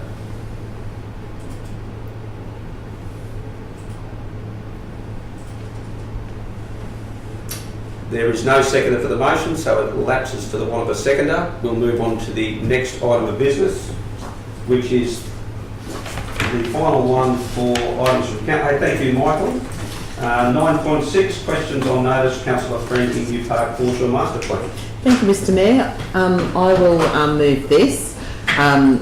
Basically, some questions on notice. Our media released a media statement on the 4th of September at 12:15 p.m. Part of that statement was for a previous resolution in relation to the seawall construction, vehicular access for authorised users, etc., around the Emu Park foreshore and the Surf Lifesaving Club. And that was all well and good. But part of this, the second half of this media release was in relation to a Emu Park foreshore master plan that we have not yet ratified here at the council table. Under the standing committee, we voted to send it through to this ordinary meeting, but we have not yet ratified it. So my questions were in relation to how is there a media release in relation to this master plan when it has not been resolved as yet? Why is the media release only suggesting grasses and ground cover and no coastal trees to be a part of that master plan? And certainly if the master plan is ratified in today's meeting, is there going to be any workshops with councillors and also public consultation in relation to the selection of vegetation in the zone of the Emu Park foreshore? So I'm just asking for these questions on notice to be received, and certainly I saw no answers forthcoming at this point, but I'm hoping to have those answers answered as to why this was put forward into the media when we had not ratified. I'm not talking about the first half of the media release, that was resolved at a previous meeting. I'm talking about the second half in relation to the Emu Park Foreshore Master Plan. Excellent. I'll And second that. we've got a seconder there from Councillor Watson. Mr CEO, did you want to make any comment? Sure, Mr Mayor, I'm happy to answer Councillor Friend's questions, which I appreciate the questions on those. In essence, the media release was ultimately approved as all media releases through either my office or the Mayor's office, and the media release was done in conjunction with the Mayor in relation to, as it often happens, media releases are issued to Council not specifically or always on policy matters, but on matters that are of interest to Council and to the community, and this was one of which there has been significant community interest of. It was a general media release that largely responded to the request to let the community know what had happened in terms of removal of illegally planted materials, and there was reference to a master plan, which doesn't specifically, in our view, suggest that it was foreshadowing the master plan had been approved or adopted, merely that as the Mayor indicated in the media release, there was work on the master plan to develop. It's probably fair to say that some of the wording in the media release may have been unfortunate in the identification of some of the plants, that it wasn't more comprehensive, and that's something we will take on notice to correct in the future in some of our media releases. Thank you through you, Mr Mayor. Thanks, Mr CEO. Appreciate that. Okay, do we have a speaker? Councillor Friend, do you want to speak to the motion? I think Mr Mayor, thank you so much for allowing me the opportunity, but I think that the questions on notice speak for themselves. I believe that, and I agree with Mr CEO saying that some of the wording in that particular media release was unfortunate, and I'm happy to receive these, to receive the questions on notice. Anyone speaking against? Any further speakers for? I would like just to say how encouraging it is that there's so much interest in this location down there, and I thought the media release was outstanding in many ways, highlighting the need for a master plan, which has been in action for probably maybe even over 20 years. And part of what motivates me in council is to actually get on and get things done. And so I welcome both the questions on notice. I welcome the input from the local community who were concerned about the seedlings that had been removed, and look forward to the exciting consultation that can occur. And importantly, I guess to ensure that we provide as much accuracy as we can there. This hasn't been a problem for this administration only. The previous council had the same commitment made in relation to removing the seedlings, and an email here says, "Thank you for making contact with Council in relation to the coconut palms and pandanus palms that have been planted on Council-controlled area. I have inspected the area and I believe I have located the trees. I have been unable to identify the persons responsible for the trees at this point. However, my investigation will continue. I have spoken with our Parks and Gardens Department, our wonderful Parks and Gardens Department, and in relation to this, and have been told that the trees will be removed at some point in the future." So it's wonderful that we're actually bringing this thing to an end and a conclusion.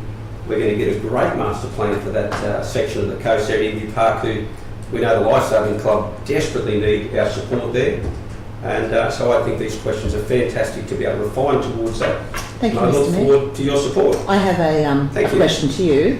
Yes. Mr Mayor, under standing orders and meeting procedures, if the mover of a motion has the final say, and they have a final say, is it then fair or is it allowable that other people, like yourself as the Mayor, perhaps the Mayor is allowed, and I'm asking Mr CEO here, to then override that final say? I thought the mover has the final say in a debate and that's it. Well, I'd happily give you the final say. No, that's fine. I've had two says. So I've had you've had two says. I've had my two says. Oh, okay, my mistake. I'm just asking, is that correct through you, Mr Mayor, to the CEO? Through you, Mr Mayor, generally the final words are reserved for the move of the motion. and then it moves to the vote. Lovely, thank you. Mr. No Mayor, further can I comments? just raise a point that as long as the summing up doesn't include additional information that requires the Mayor to step in and correct it. Excellent. So we all comfortable with that? Oh, I'm comfortable. Great. Thank you. We'll go to the vote. Those in favour? Thanks, members. That concludes, we've got a procedural motion for morning tea. Those in favour? Thank you.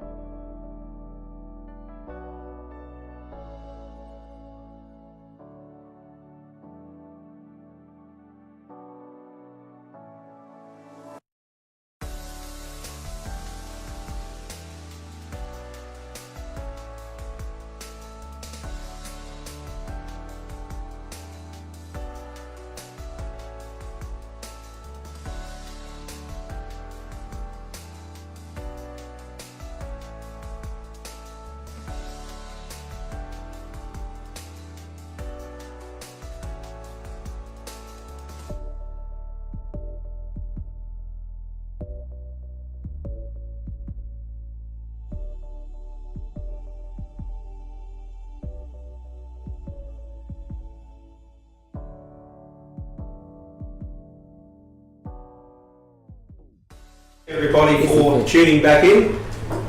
We've concluded everything up to item 10, council reports. Before we go on, I just want to put an apology in for Councillor Maida, who's had other business to attend to urgently.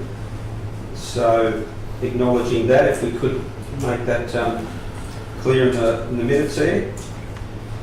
We're moving on to there's no councillor reports. We've got item 11, committee reports. 11.1, infrastructure committee minutes 3rd September 2024.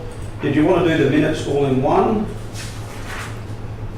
That's ratifying those three there. Councillors comfortable to? You present.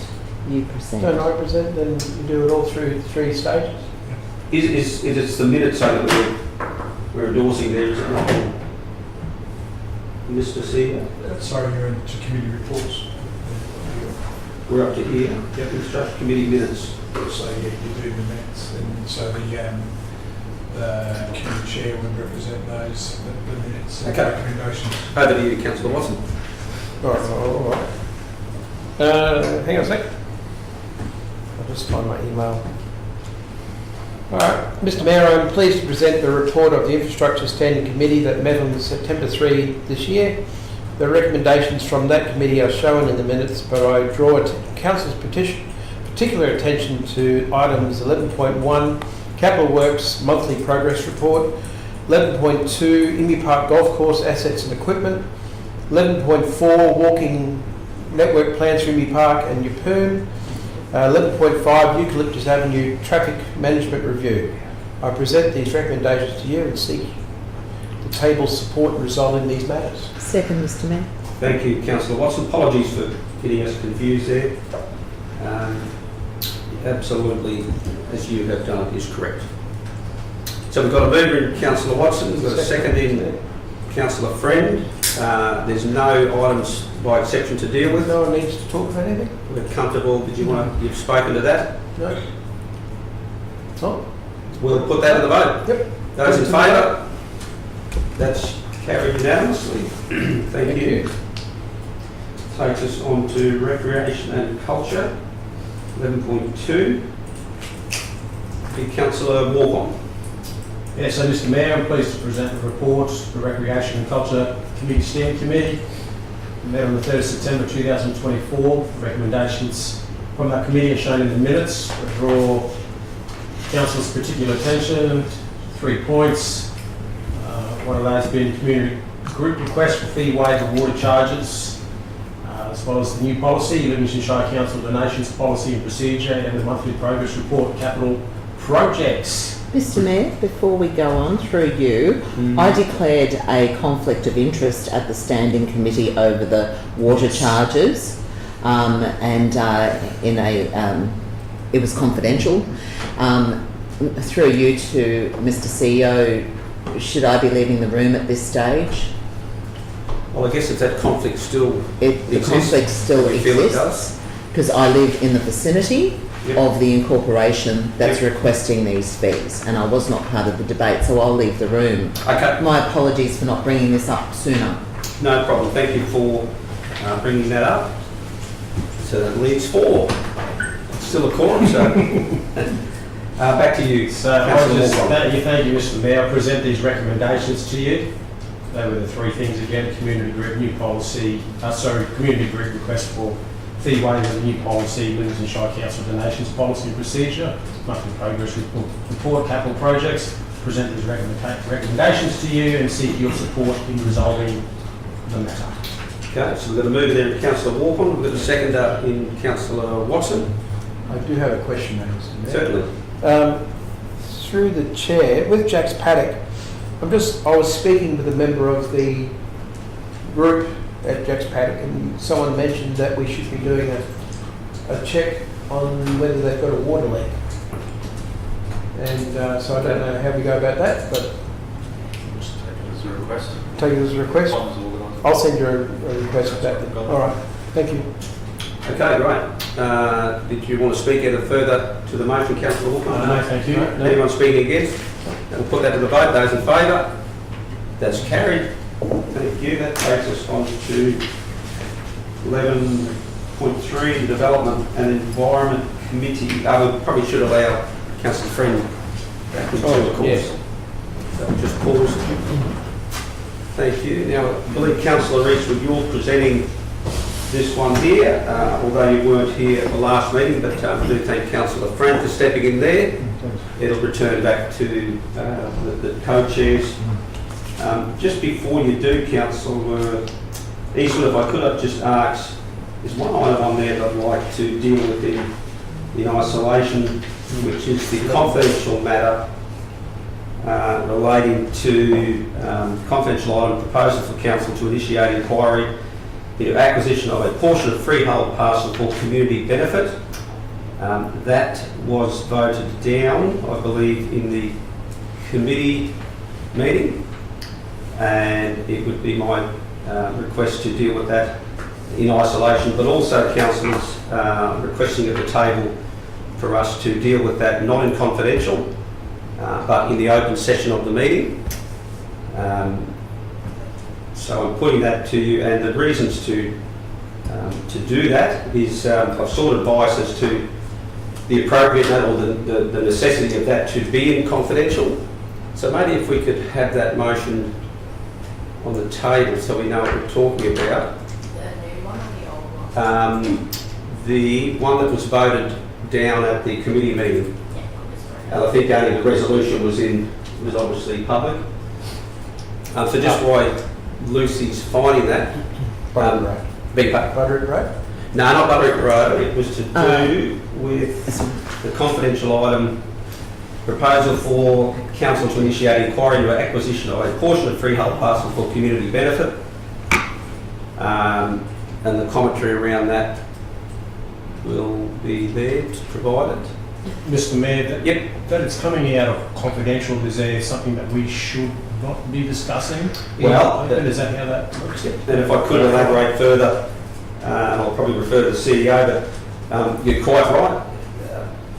Matters of a confidential nature, council decides upon, and the Act is clear in what those items are, and we can explore them. This particular matter here, I question whether it was legitimately necessary to put into the confidential section, on the basis that I think it was more about a matter of principle as to whether a council goes this direction or that direction, not so much the particulars of the negotiations if we chose to go down a certain direction. So, hence I'm asking the table, and I would recognise you'd have questions as well, and I'd be happy to refer to the CEO if indeed you do have questions as to whether you're comfortable to deal with it in the open session. Yes, thank you, Mr Mayor. I'll ask through you to the CEO. What was the reasoning to place it in confidential in the first place? Thank you for the question through you, Mr Mayor. The reason for it being put into confidential in the original discussion was on the basis that it could have related to potential matters of a commercial nature involving the local government, for which, where, as regulation says, where a public discussion would likely prejudice the interests of the local government. Historically, council officers will tend to initiate reports like that into confidential nature, particularly if we're talking about potential properties. But I do refer you back to 254J of the local government regulations, which quite specifically says local government may, it doesn't say will, it says may. And so it is up to council when it's debating whether items should go into closed session or open session for you to be aware of the fact that you're not compelled to, other than where in matters the court initiates discussions, particularly when you're in dispute on land matters around town planning, where courts will often require you to discuss those in close. So on this basis, officers have made a recommendation for in close, and it was accepted and debated. But it is within council's remit to decide if it wants to, for the public benefit, discuss these matters in an open council. So, in discussing these in open, which I'm not necessarily against, however, we do not have in this agenda the whole report that we received in confidential. We do not have all of the information, yet we do have one small paragraph there. So So through you, Mr Mayor, if you resolve to discuss this in open, the matters that were discussed in confidential all become open. So that report now becomes an open report. Including who the land belongs to. The report becomes an open report and is discussed as such. And would that prejudice council potentially in the future? It's a matter for council to decide, but if you're discussing, generally if you're only talking matters of principle and not specifics of the negotiation or potential negotiation, then in my view, no, it doesn't prejudice you at this point in time. It's perfectly legitimate. That also being said, council can choose to have public conversations about those points even though they involve stakeholders, because again I refer you back to the regulation which says may choose to have those in public. And that generally the principle that the local government department uses is to encourage debates to occur in the open where possible and as often as possible. But it gives the option of moving into closed meetings to discuss these where councillors believe that they may not have full, frank, open debate or discussion if it were to be in a public benefit. So that's a matter for you to decide as a council whether it's in your interest to have the discussion in open forum. If you believe you can have a frank and open discussion in open committee.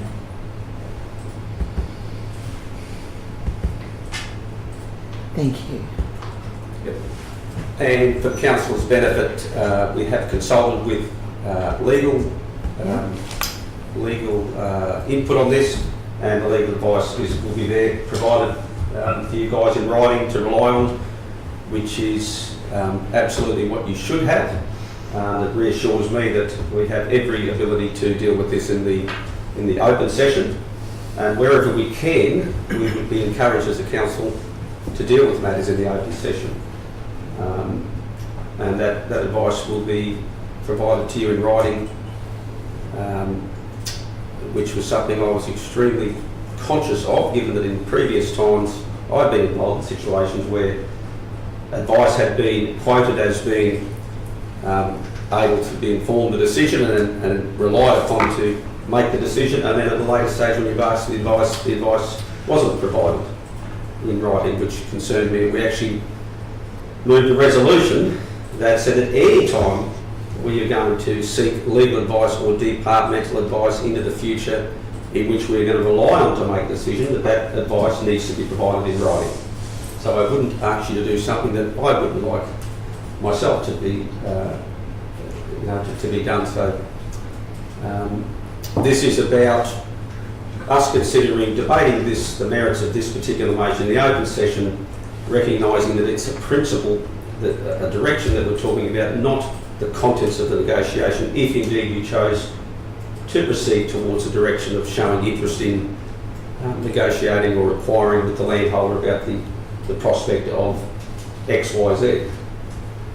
If there was then a desire from the landholder, those then become the subject of confidentiality, not the decision whether the council chooses to go that way or not. So I guess in order to advance, I'm seeking support. I want to move that this particular item be treated in isolation from the Planning and Environment Committee, and that we deal with it in the public meeting. I'm happy to move that.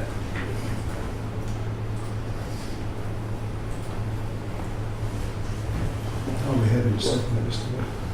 Okay, so we've got a seconder there. Councillor East with the motion's live. Is there any questions at all, councillors? Second, Mr. Reader. So, yes, Mr Mayor, the resolution on the board is the actual resolution that we're going to be debating, not that it is actually going to be an open session. That's right. So you're not, you both may still move that, but at this point, that particular resolution we're voting on is not up there.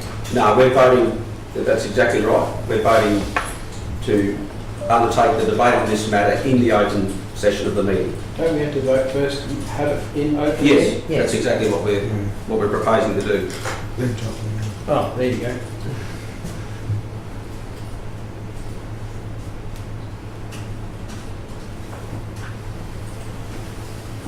So at this point, Mr Mayor, through you to you, the mover and the seconder for the actual resolution, once it's decided to go into the open meeting, should be removed, so that may give an opportunity for others to move I on. understand Lucy's doing a fantastic job there, and trying to keep up with councillors is at times challenging, I'm sure, but that's absolutely right. We've got a mover. We've got a mover there, we've got a seconder.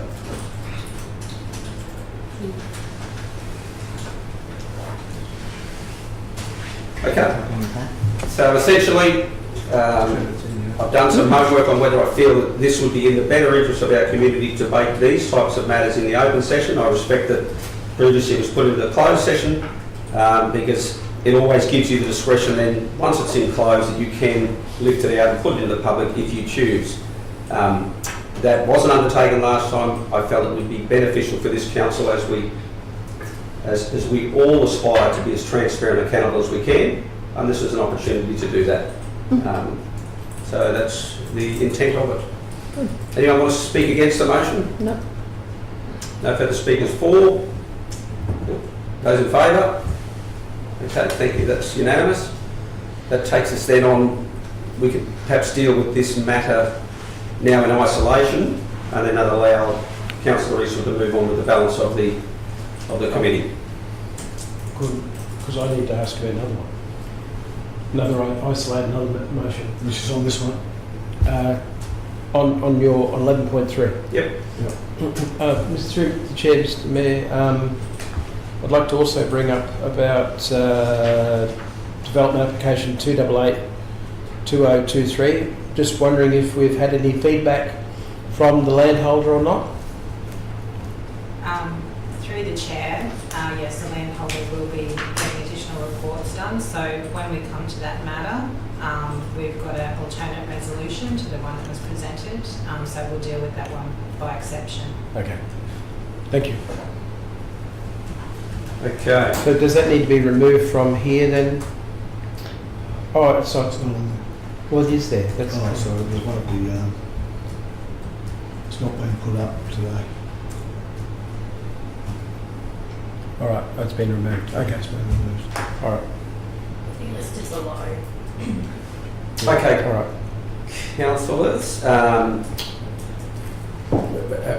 guess we either revert back to Councillor Eastwood who deals with the previous items, and I'm happy to do that, and then we can pick up the item in isolation. Over to you, Councillor Eastwood. Thanks, Mr Mayor. Mr Mayor, I'm pleased to present the report for the Development and Environment Standing Committee that met on the 3rd of September 24. The recommendations from that committee are shown in the minutes.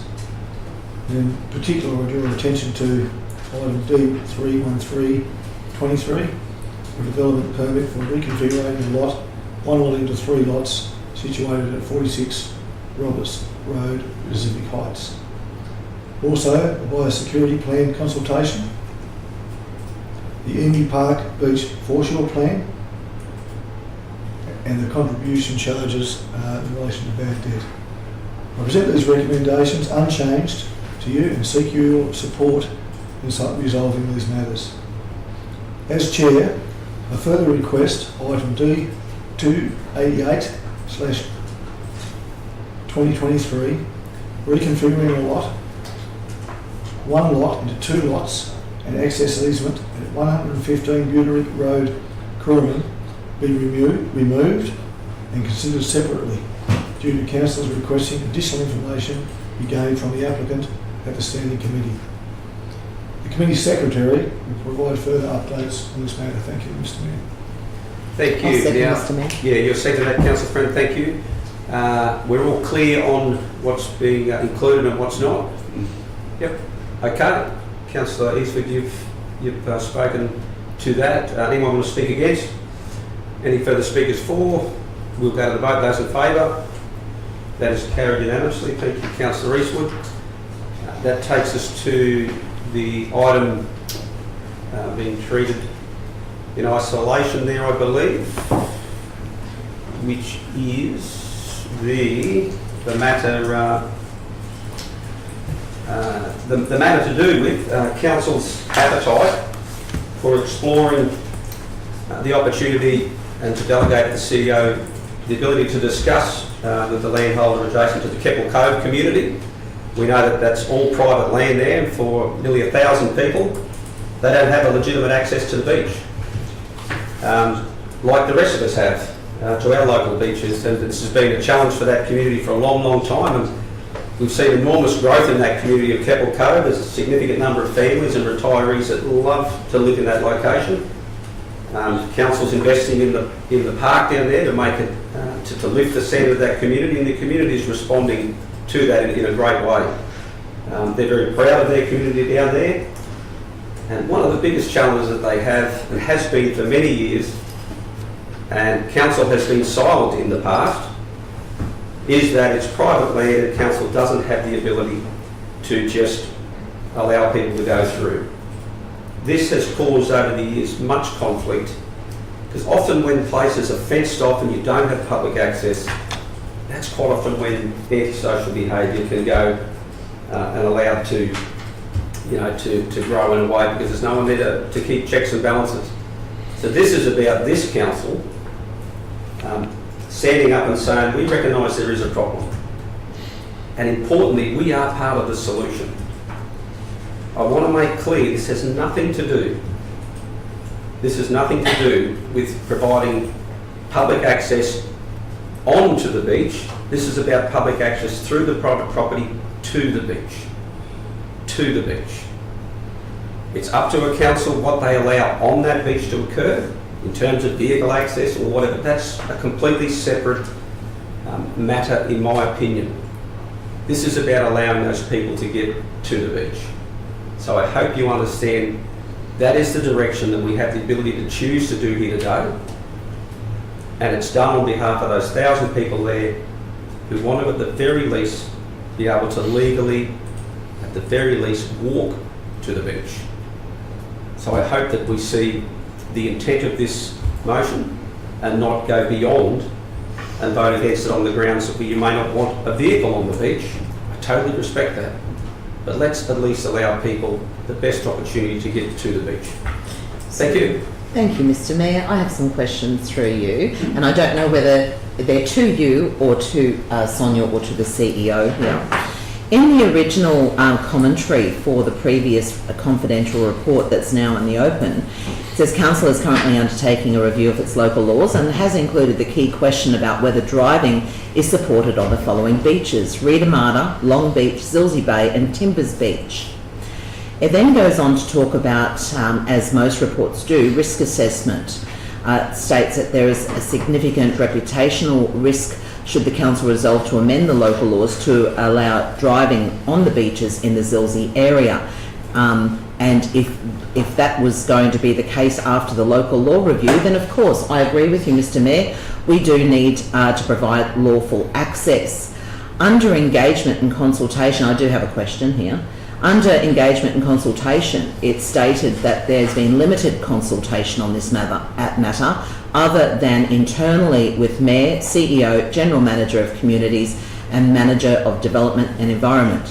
And further, the local law review is currently out for public consultation.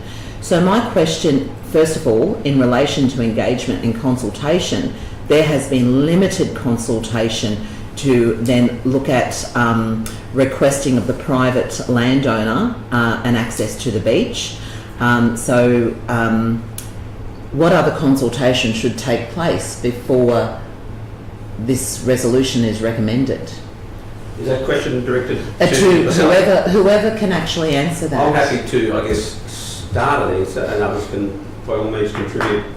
The question is whether there's been consultation about, is there appetite within the community for council to explore access to the beach? Would that be an accurate? Well, that wasn't my question. It was more about the limited consultation, because now I believe with that particular statement you made, Mr. Mayor, you've said that is there an appetite within the community? Well, the report doesn't say that there's an appetite within the community. So has a survey been put out? What we know is there's been little engagement with the community about vehicles on beaches. Yes. But what I'm about is trying to find solutions to a problem that's gone on for 25 years, that this is the chance where we can actually draw a line in the sand and say, hang on, let's not worry about the vehicles on the beaches, because that's not central to this report. What's central is our ability to provide access to the beach. And the only way we do that is endorse the CEO through this motion, because we know there's 25 years of community feedback that they are frustrated by not being able to get to the beach. Sure. Yeah. Mr. Mayor, through you, the report that we originally received, which is now in the open, has a lot about driving on the beach in the report. So is this access a pedestrian access that we're looking to then inquire about, or is it a larger access for vehicle size? I'm happy for the council to consider whatever wording you would be comfortable with to ensure it's within the constraints of what you feel you would be prepared to support. And if that is a single file only 30 centimetres wide to allow individuals to walk, or it's a 2 metre wide, or whatever the context is, what I'm trying to look at is the highest possible position to allow the ability to achieve access to the beach. So if you'd like us to restrict it to pedestrian access, totally fine. Mr. Mayor, do you think, in your opinion, that this may be premature before the local laws have been ratified and approved? Great question. No, definitely not premature, because the intent, if we corral this into the true intent, it's about getting access for the public to the beach. So irrespective of what the local law outcome is, irrespective of the outcome of the local law, this is about proceeding with, it's like you're doing two things at once, because I believe this council should advocate to get people to the beach.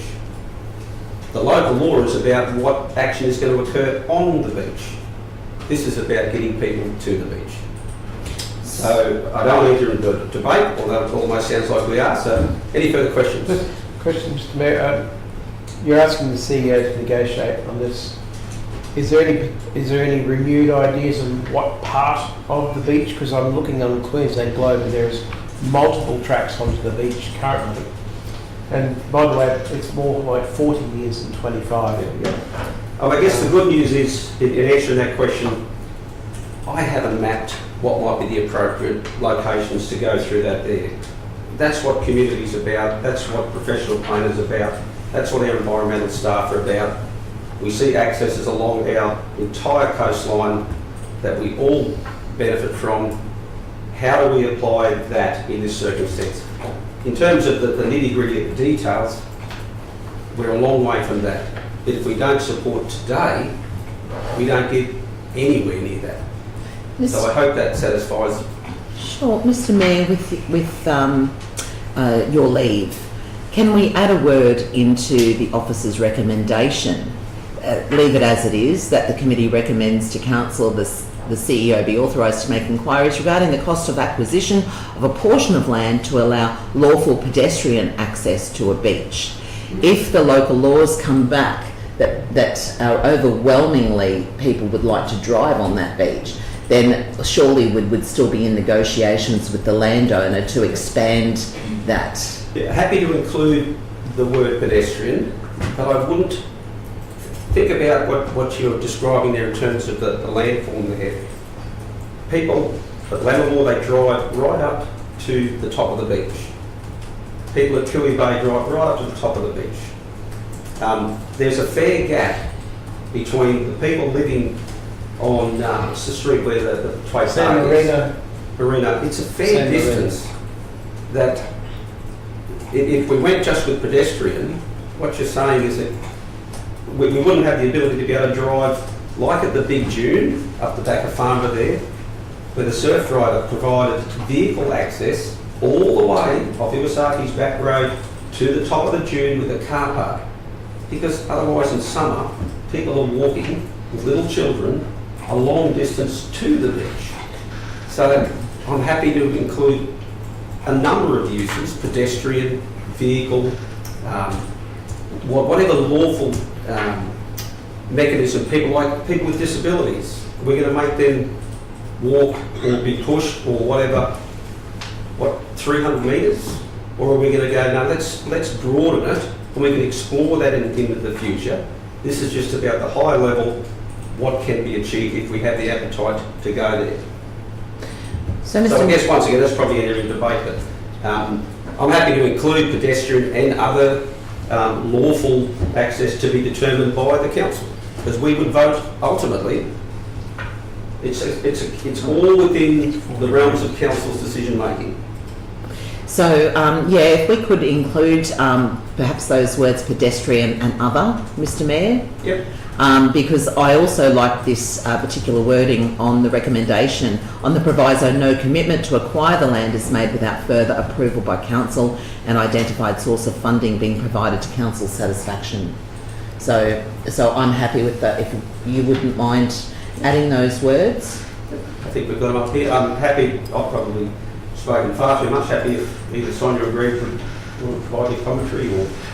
As you're aware, the local laws review is currently out to the public, and one of the key questions in that was, would you support driving on these beaches or not support driving on these beaches? And as a result of looking more closely at those, it was realised there was no lawful access. So we didn't want to have a position where we decided, or the table decided that yes, we want to have access to this particular beach in whatever form it is. Oh, hang on, we need to now wait another 6 months while we undertake consultation with the landowner, which potentially would have delayed the implementation of that local law. I have another question through you, Mr Mayor. Yes. Probably to Greg or to Sonia, actually. So in changing that to pedestrian and other lawful access, we're talking about if the local laws do come back and it's overwhelming support for driving on beaches, we need that lawful access. However, by resolving this today to start the process, would that not give false hope to those wanting to drive on the beach if it comes back that overwhelmingly people don't want to drive on them? I think either way, depending on whichever way the results come out in terms of driving or not driving on the beaches, some people will be happy about the end result and some people won't be happy about the end result. This is simply about providing lawful access in whatever shape or form that looks like into the future.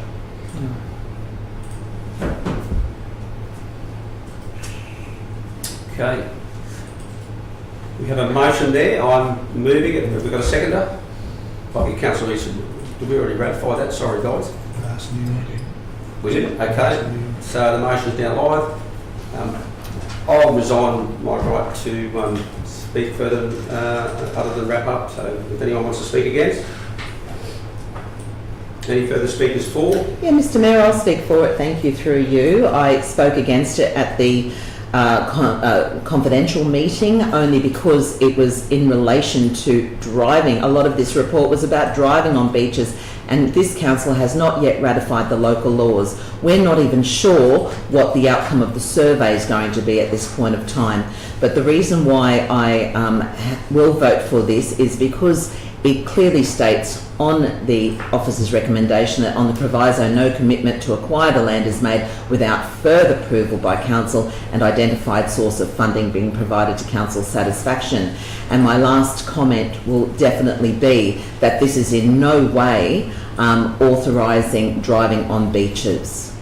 This is in no way at this point of time. Unless, of course, the local laws come back overwhelmingly in support of that. So, thank you, Mr Mayor. Thank you, Councillor Friend. Anyone further speaking for? I'll speak for it, Mr Mayor. Councillor Eastwood. Yeah, I always thought as a kid, and I obviously erroneously believed it, that everybody had access to the beach, or lawful access to the beach. So I found that out in my young surfing days, going through farmlands on the east coast of Tasmania. That actually wasn't true. With many an irate farmer. But the point I'm trying to make, you imagine being a kid, comes home from school, from high school, it's a really stinking hot day, and you can't even access the beach lawfully. Mum and Dad can't go down and before work and go for a lawful walk along the beach. They've got to drive to another beach where they live on the darn beach. It's absolutely ludicrous, and council have in the past haven't dealt with this properly when they've actually done these developments, they should have had lawful accesses put in then. It's something we do need to look after this particular community.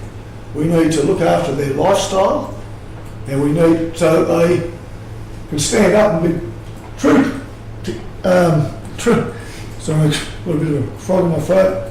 True Queenslanders that live on the beach and can actually use it. And I think it's just a fantastic thing. I'd hate to have to drive. I think it's probably it'd be a good 5 k's to the beach, wouldn't it, to go? I reckon. And you've got one right there. It's beyond belief this hasn't happened before. Question, Mr Mayor, before you wrap up, because I can ask the question at any time apparently. Yep. There is no guarantee that the owners of this land will actually then be able to sell or want to even sell a portion of land to council, is that correct? That's correct. So even though we are ratifying that the process initiates today, there's no guarantee that they're going to come to the party, and even if the local laws were overwhelmingly for access onto that beach, there's no guarantee that we will still be able to allow them to. So in terms of, to answer your question, Councillor, you're quite correct, there's no guarantee that the owners of the land would necessarily come to the party. If, however, the resolution was to allow access in whatever form it is to that beach, there are other mechanisms like the government can enforce to obtain that access. Thank you. Thank you, Mr Mayor. Any further statement? Councillor No, the Watson. question, it seems fine that we ask for a portion of land to get people through to the beach, but if it becomes that sort of situation where they come close, whatever, there's going to have to be an area for parking and all those sort of things. Are you including, have you any idea of how much land you're asking for and like that? Or because I'm just looking at a line from San Marino right now, and obviously no one parks there, they just drive straight onto the beach. And I'm just thinking it's a bit like Rita Marta, how we've got an area that we've tried to create a parking area but end up being a flood zone anyway, or a tidal area. So are you looking for an area that'll be paved and all those sorts of things to go with it? Is this what your vision is, or? Would you asking me to answer the question in debate, or just? Oh, I'm just asking Yep. if you've got a vision. I would love to dream that we could actually achieve something like that consistent with what other communities have. Absolutely. I'm not going to prescribe here and now what I think it need to look like. That's what the consultation is about. So there is every ability to improve the facilities down there, consistent with other coastal locations, if we have the appetite. It's that simple. So,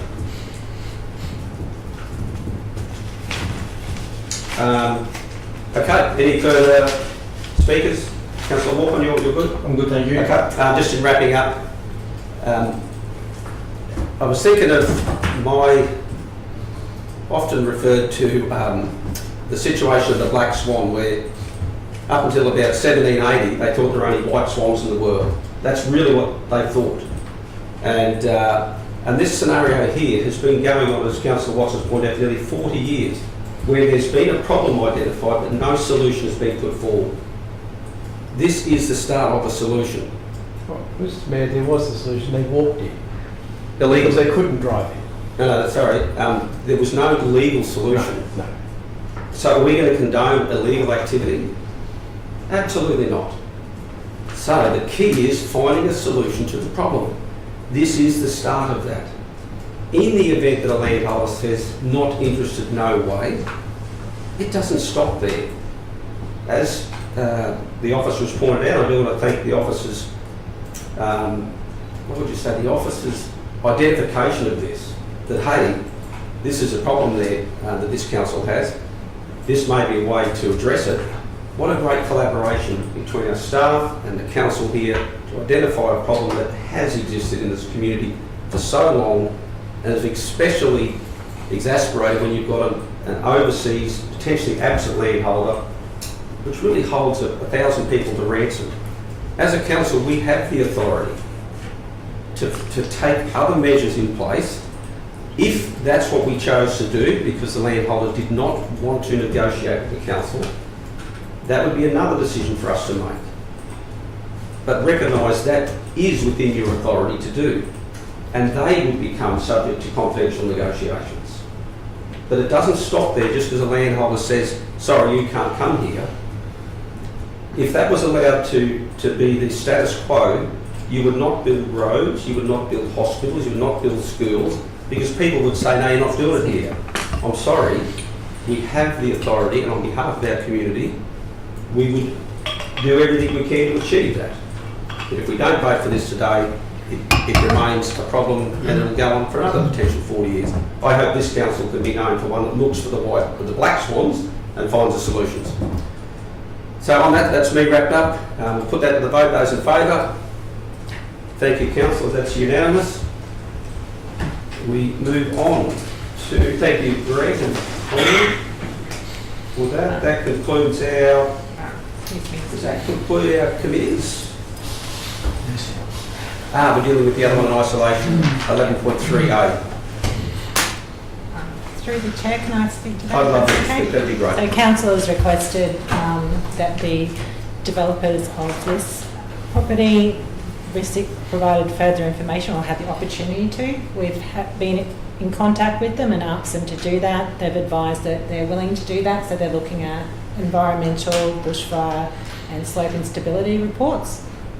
So we've provided an alternate resolution there that basically council resolved to not decide the development application at this ordinary meeting, and that the development application be referred back to development, back to council officers for further assessment before a decision is made at a future ordinary council meeting. So basically we'll wait till they get the reports, which will probably take quite some time. Once they're returned, they'll be assessed, and then the matter will be brought back to council for a further decision. Thank you. Move, Mr Mayor.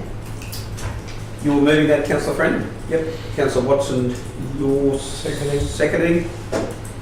And that one's in the, which committee is that in? Is that? Development and Oh, environment. okay, right. Sorry, I was thinking it was in the other one, but you guys are happy to move and second, right? Any need for debate? No. We shall go to the vote. Those in favour? That's carried. Thank you, Councillor. Thanks, Simon. That takes us on to our reports. 12.1, Office of the CEO Quarterly Manager Report. Thank you, Mr Mayor. I will take this report largely as written, but I just wanted to highlight a couple of small issues in there just for way of information to councillors. These reports generally are very important because they identify KPIs that council monitor how well we are delivering against expectations and against the plan for the organisation, so they're important to note. Just a couple to bring to your attention that the first one, target 90% closeout rate for customer inquiries. You will note that the council has been on a good progression in terms of the closeout rates for customer requests database, moving from 78 to 86%, and we are steadily getting closer to the 90%. I do look forward to the time when we do hit the target for that, but you can see clear progression in that regard. The one I did want to raise and to note for your attention, of course, is the KPI in regards to lost time injuries. You'll note that council has a reduction in annualised lost time injury frequency rate of less than 15, and if you look at the period of quarter 4, we're currently sitting at 26.07. That's clearly unacceptable to the organisation. We acknowledge that we are not tracking anywhere near as well as we should do there. That's a very significant increase over time, over the period of the last year in the way of performance. It is one of the reasons why, certainly from an officer point of view, we have commissioned the safety reset for the organisation, and we talk about, and which is also highlighted in this report, staff engagement, where staff clearly believe that they're working in a safe organisation. In fact, 90% of staff generally believe they're working in a safe organisation. 97% of staff believe that they understood their responsibilities and obligations in regards to safety, and 91% believe that in fact their supervisors were actively engaged in keeping them safe. So it is, as we've typically said, we're clearly not walking the talk as an organisation. We're saying that we're safe, we're saying that we're committed to being safe, and yet we have quite significant, in some cases, life-changing injuries that occur in the workplace because we're not meeting that walking the talk, and it's not acceptable. I wanted to give councillors assurances that we are committed as an organisation to making sure that changes over time in that respect.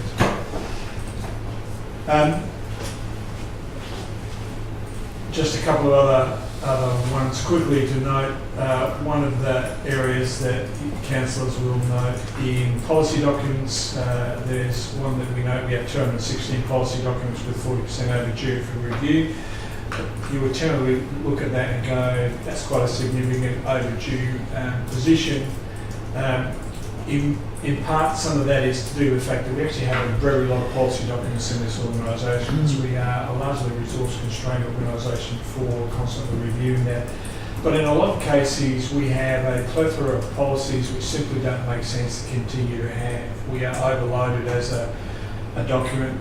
Certainly one of the KPIs that I would be advocating for an organisation, and certainly for your next CEO, is to compel executives around the organisation to see how they can reduce that red tape, to in fact reduce the number of policy documents that we have in an organisation, and that becomes a KPI that council holds us accountable to. Now, having said that, the organisation is actively engaged in trying to do that now. The review is aimed with 2 points. One, to note that can we reduce the number of policies that we have in place that don't make sense to have? And two, can we streamline them so that they're more effective for the organisation and review them with less frequency than currently has, so that we don't have a meaningless statistic which on face value looks big but points to a deeper problem that we have probably got too many policies that create a larger red tape bureaucratic style organisation. So they're just a couple of those. I commend the report to you all. I know that you, as a council group,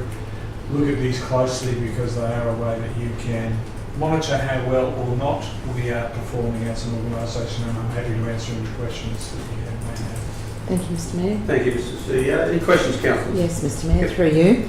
Thanks, Mr CEO. On page 107, we see that the key performance indicator for staff engagement should be greater than 75% and also greater than 75% for manager effectiveness index.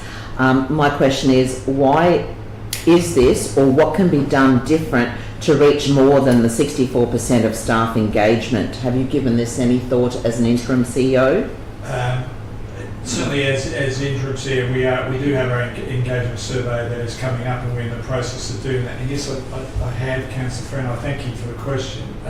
It is really an important metric of both staff health when we have high engagement and commitment to engage. I think my observation was that in the last engagement survey that we tried different approaches, particularly for outdoor staff, which weren't necessarily as effective, and that will have had an impact on that result.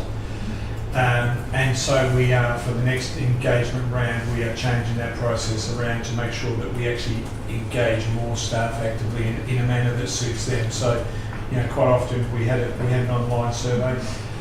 Staff who work outside aren't always as easily engaged in that particular space, and so we're going to go back in some cases to paper-based to make and sitting with them to make sure that we get that engagement more effective. But beyond that, it kind of is important, and that we are encouraging executives, are encouraging managers to also engage more actively with staff, so that they're contributing more to that through a range of different programs. Some of that will be around that safety reset, because that engagement is a part of good health and safety. So that's a program that we're rolling out. Thank you. My part B to that question is, how is the manager effectiveness index evaluated? I will, as I look across to my Chief Human Resources Officer, and she would be happy to give you some advice in regards to that, Councillor. Thank you. Thank you, Chris. Thank you, Councillor Friend, for the question through the Mayor. So within our engagement survey, there are a number of questions that directly link through to assessing a manager effectiveness. So these are questions that are directly related to, as an employee, the effectiveness as to how the person that I report to manages the team and the people within the area of responsibility.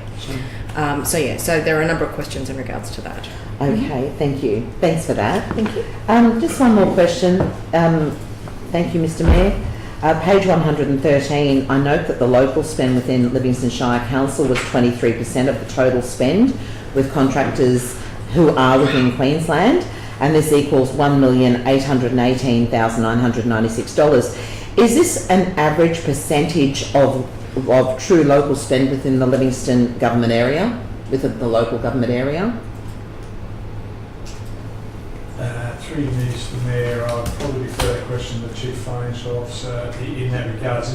That issue of local spend is one that has been subject of a number of workshops within council at the moment, and is a piece of work that is actively we are undertaking at this point in time. But Okay. So not.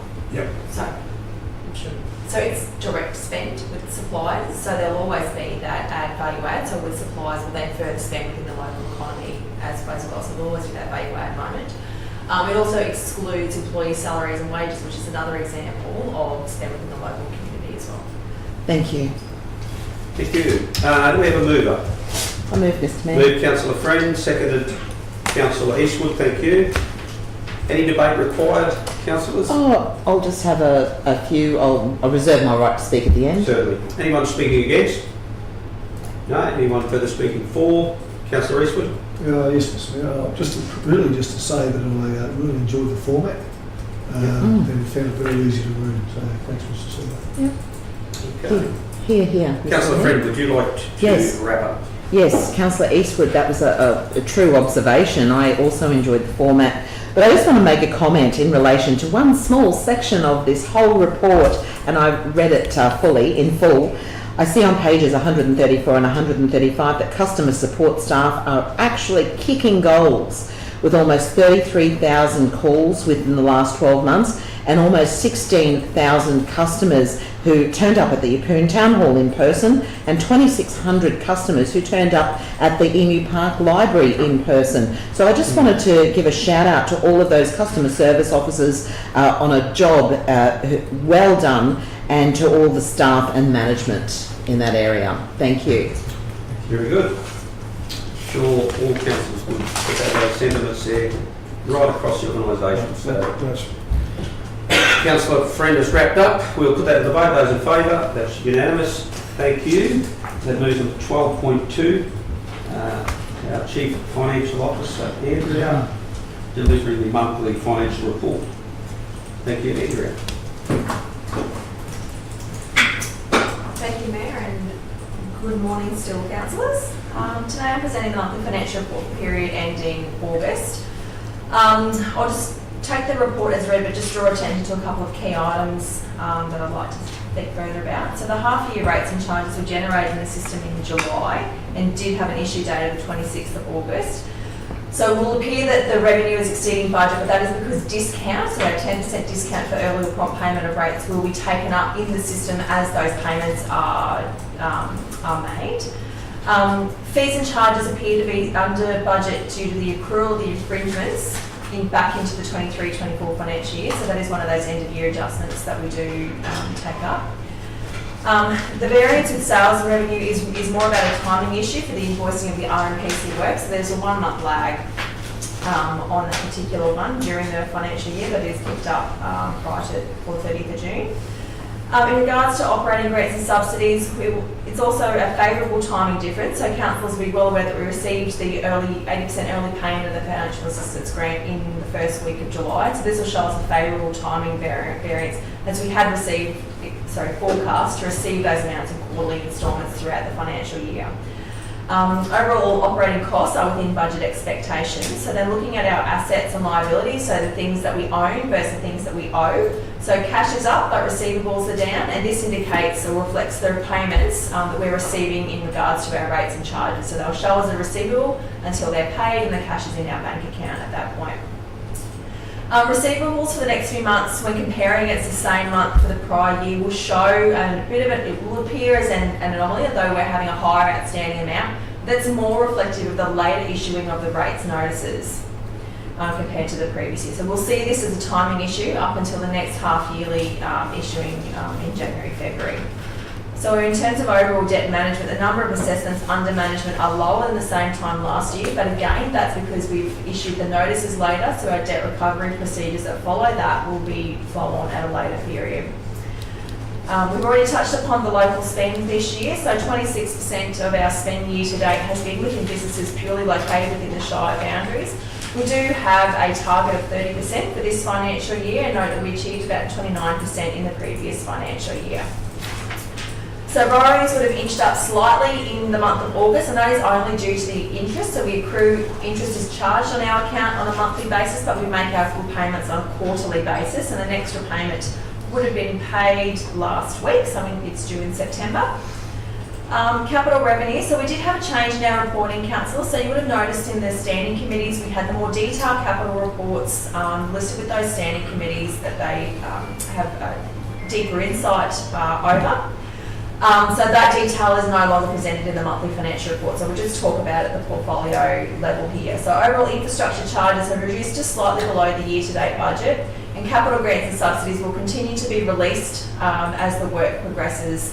So we have about $3.1 million that we've already received, but sits as a contract liability on our balance sheet until the work is completed, and we recognise that relevant proportion as revenue. So capital expenditure is off to a slower start with only $1.86 million spent of the budget. However, it is important to note that there's just under $16 million that has been committed for capital works that are either in progress or about to commence. We've also had, I'm sure Michael's spoken about this a number of times, but all large capital programs. So the team are not only preparing for the spend this year, but a lot of the projects are multi-year projects. So there does need to be consideration for resourcing, not only for project managers, but some of the other support functions that do flow onto those significant capital spends throughout the organisation. Looking forward, my team are preparing to undertake a budget review with a view to present back to councillors in November for adoption. So that's well in hand at the moment. Happy to take any questions on the report. Thank you, Andrea. Questions? I have questions, Mr. Mayor. We welcome the questions. Well, thank you very much. I always jump in first, and I do apologise, but then I don't apologise. Okay, Andrea, thank you. You were earlier. You brought something up, and I just want to ask you to explain the favourable year-to-date operational surplus. On the first page of the report, it talks about a favourable year-to-date operational surplus. So that just reflects the issuing or the generation of the half-yearly rates and charges notice in July, but the issue date being August. So it's a system issue. So it is significantly favourable because we've recognised all of that revenue in the current year, but our spend hasn't matched that. So the spend is at a slower trajectory, but our revenue is quite lumpy during the year. And my other question is, would you mind explaining the Queensland Treasury Corporation cash fund balance of $7.09 million for the August 24 month? It's on page 145. Is this like an overdraft? No, so council does have access to a working capital facility of $10 million, which we haven't drawn down on. So we hold our cash and cash investments or financial assets in three different ways. So we have our cash that we have with our day-to-day banker. So our day-to-day banker is a Commonwealth Bank, so he has the funds with those. We have Queensland Treasury Corporation, so again, deposits at call, so our cash that we can draw down within 24 hours notice. And then we have our short-term money instruments, so our term deposits. So they're the three broad ways, and we have, Thank you. No further questions? We have a mover there for this particular report, Councillor Walcon. We have a seconder there in Councillor Eastwood. Thank you very much. Any need for debate, councillors? No? I'll just say thank you very much for the report, and we keep eagerly anticipating, I guess, as with each month, just how our forecast trends and modelling is going, as it is a moving target ultimately. But thank you for the very clear information. We'll put that to the vote. Those in favour? That's supported unanimously. Thank you. Thank you, Andrea. Councillors, we've got item 12.3, which is a scenic highway Cooey Bay trunk sewer duplication. Perhaps while Michael's come to the table, we'd have a mover for this particular one, Councillor Watson and Councillor Friend. Seconding that. Noticing time is a little bit against us today, but Michael, if we took the report as being read, and perhaps just go to questions that may be specific. So Councillor Watson. Mr. Creedon, through the Chair, Mr. Mayor, I noticed that we've taken on money for another project. Has there been a blowout because of the time? We had to go back because of other things, or it just seems to be an awful lot of money? Thank you, Councillor Watson. So it's true to complete this work this side of Christmas. The construction estimate has exceeded the budget for this financial year, which is about $250,000. So the officers are looking at deferring the Farnborough Water Main project, which is one of the recommendations here, which has a budget this year of $650,000 round figures. Defer that project, utilise that budget this year into this project, but then re-budget Farnborough Road. So you're not using the full next year. 600, you're only using 200, right? Yeah. So we have the construction estimate has been updated, and we need an additional $575,000 this financial year to complete the work. So in round figures, we're looking at deferring the Farnborough Road Water Main, which is $650, to take that into this scenic highway project to complete the works this year. Obviously that will give us a little bit of extra contingency in our overall project budget for this year to finish the project by Christmas. In the commentary of the report, it explains some of the reasoning behind the increased budget. So there's some weather delays, and it's a very complex, deep sewer, as well as road crossings on a very busy road with extra traffic control and the like. Unfortunately, we did have a incident on the site, which with our team leader in injury, workplace injury, which was very unfortunate. It caused delays, and we're taking it very seriously. The incident, as well as also the modifications to our construction techniques.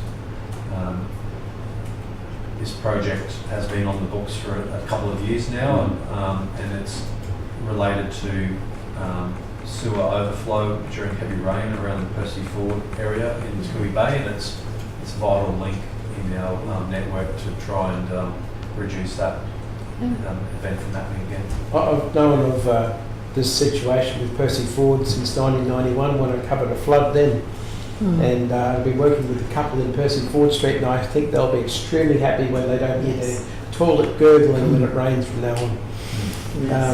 Which is really good, because then I can get my porta potty back. But I'm really looking forward to this job being completed. Very good. No further questions? No questions. No questions? Speak to it though, Mr. Yeah, absolutely. Yeah. Thank you, Mr. Creedman. You've actually just explained what I've written down here, but I will reiterate it, because for years now, the trunk sewer infrastructure has been a topic of controversy near Percy Ford Street, Toohey Bay, and as you said, this project has just recommenced after the 2022-23 years of wet season and the lack of resources in 23-24. So it's really imperative that Council rectifies the failings of this very old infrastructure in this area, and these people who live around that area, as Councillor Watson has just stated, know what it's like to have sewage flow consistently in and around their properties during heavy rain, and this can't continue. So this is a wonderful initiative to complete. Very good. Anyone speaking against? If not, we'll go to vote. Those in favour? Very good. What do you think? That's unanimous. I was taking the visionary way. Okay. Well, thank you, Michael. If you want to report from Item 12.4. Oh, you get it back to me. The full-time equivalent FTE cap is handed over to the CEO, I believe, which will lead the discussion there. I probably won't take it back. I'll move, Mr. Mayor. We've got a mover there in Councillor Friend. We've got a seconder in Councillor Watson. Thank you. Thank you, Mr Mayor. I would like to take this report as read, but I just wanted to highlight for Council that this is an area that I understand Council has had discussions about in the past. Certainly as an interim CEO who came in and was intently looking at the organisation to look at how we might affect some of the activities and the strategic outcomes that Council is seeking to achieve. It certainly became concerning to me early on about our ability to affect some of those changes and deliverables over a sustained period of time. And one of those points that I know is almost what I would call a culture shift in the organisation, where people don't generally seek out additional staff because it's very difficult to get that through the process because of a cap that exists on the market. One of the we have a number of significant challenges over the next few years that I know Council is aware of. They include things like a significant capital project that Michael and his team will have to deliver over the next year, and that escalates in the year after that, and we get to about $70 million in capital. We have an outdated town plan, which is definitely due for renewal and needs resources to deliver on that, and we need to go to market to stimulate that. Plus the fact we do accept and acknowledge that we have to stimulate some community growth as part of depending on where Council's vision for the future of the organisation lies. One of the things that I've noted is that refreshingly this Council has a very strong commitment to the notion of engagement and communication with its community. That consumes quite a lot of resources within the organisation that we frankly don't have. Every time we are asked to go and do that, we're almost chasing our tails more often than not to try and put resources together to do that, and that's largely because of the resource base to accept that. And I certainly wouldn't want that to be an issue that stops what I think is a strong point for this council, that notion of communicating and engaging with the community, which doesn't happen in far more councils than you would perhaps appreciate.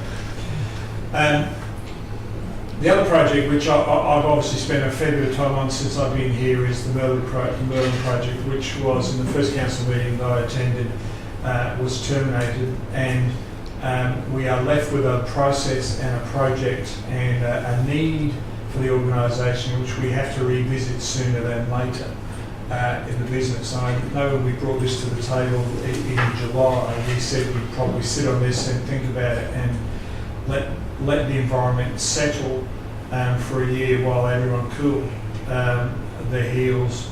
But the reality is we simply don't have 12 months. In fact, we really need to re-engage in this before Christmas. Now, it's easy for someone like me to sit, and I don't jokingly say here for a good time, not a long time, but that's the joy of interim CEOs. They come and they go, and it doesn't become a problem. But what we have witnessed across the organisation is, in some cases, quite traumatic impact from staff who throughout that project had to do business as usual and also project stuff.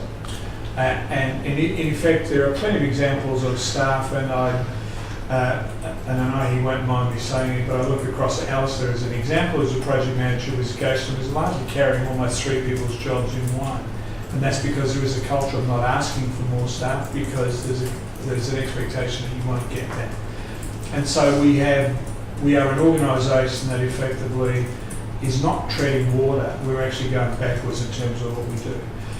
And I make the point of council has every right to be concerned and to want to manage the performance of the organisation, but we believe there is a better way to do that, and certainly to focus on budget and deliverables against budget, and for the organisation to be held accountable for that, and it should be. But having an artificial cap on FTE positions is one that doesn't work, and because in effect there are ways around it, but they're difficult ways, and you get losses as a consequence of that. There are a number of losses that you receive. One of those is that staff who are ambitious and who want to grow in an organisation simply decide at some point in time that there is no way to grow this organisation, and the good staff move out. And that's not to say the ones that hang on are the bad staff, it's just they have different sets of loyalties, but But ambitious staff will often leave because they can't see an opportunity for growth as a consequence of really constrained staffing arrangements. Beyond that, the greater ability to resolve issues, we typically then use consultants and contractors to do that work. And that in its own self will always happen, particularly in capital works projects, but when you use contractors and consultants to resolve work that really is day-to-day work, what happens is you may get that work resolved, you get it resolved at a much higher cost, so you pay a premium for that. And more importantly, you actually don't get transfer of knowledge. So one of the things that having internal staff in an organisation does is they transfer knowledge into the organisation and they build that up and you grow a strong performance culture. An organisation should largely reflect on having an internal workplace that has that transfer of knowledge and skills and base and growth. And the way that this organisation frankly has resolved its shortages of resources is to contract out, because that's not unallowable under the FTE cap, and it doesn't serve this organisation well. So we're recommending that that council essentially removes the cap. It's an artificial cap. It's not solving your problem, and in fact, it is, in my view, causing a constraint on activity. I do want to emphasise this point. If council chooses to remove the cap, that doesn't mean you say there's a free-for-all, because that just simply doesn't happen. Council sets priorities for where it needs its future direction to go. Some of those I've articulated before. But ultimately you hold the CEO accountable for their performance, and you have it in your capacity to remove CEOs who don't deliver on that. And the CEO has it within their domain to remove executives who don't do that, and also to stop and prevent. So I don't envisage, I don't contemplate that there will be this free-for-all where people are then seeking to have a massive growth in staff. The reality is, if you don't have budget for it, you won't get it. That's the simple reality. We have to live within our means. There will be projects that we have to readjust the budget, but that doesn't mean to say that we're going to readjust the whole organisation's budget so that we can engage on this massive growth in staff to accommodate that. It's a transitional area, and it is largely reflected on what the organisation needs to deliver. And with that, Mayor, I'm happy to answer any questions that you might have in that regard. Certainly. I might jump into the first question if I can. If I could just ask perhaps point 3 to be included there, something to the effect that there will be reporting, whether it be monthly reporting or at the very least at a 12-month point there will be a review of this and a report provided back to the councils. If something could be captured in that context, that would be great.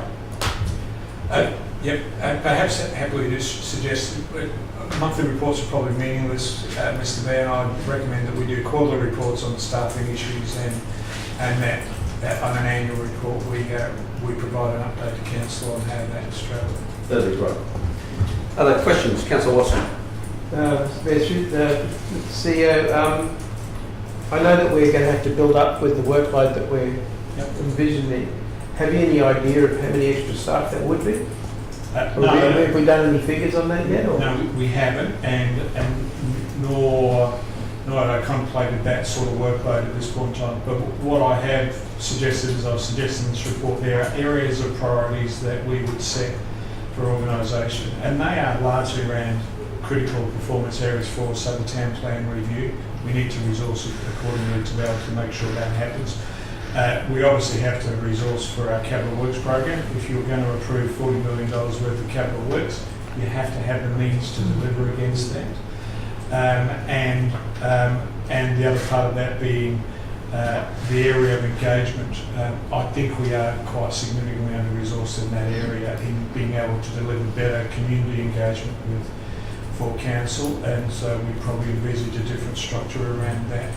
But the other point to make is a business case will always have to be made, and it's not just a handy business case when you staff. And the executive will have to work on where the priorities are for any future growth, with a clear line that if there isn't budget to support it, it just doesn't happen. Question, thank you, through you, Mr. Mayor.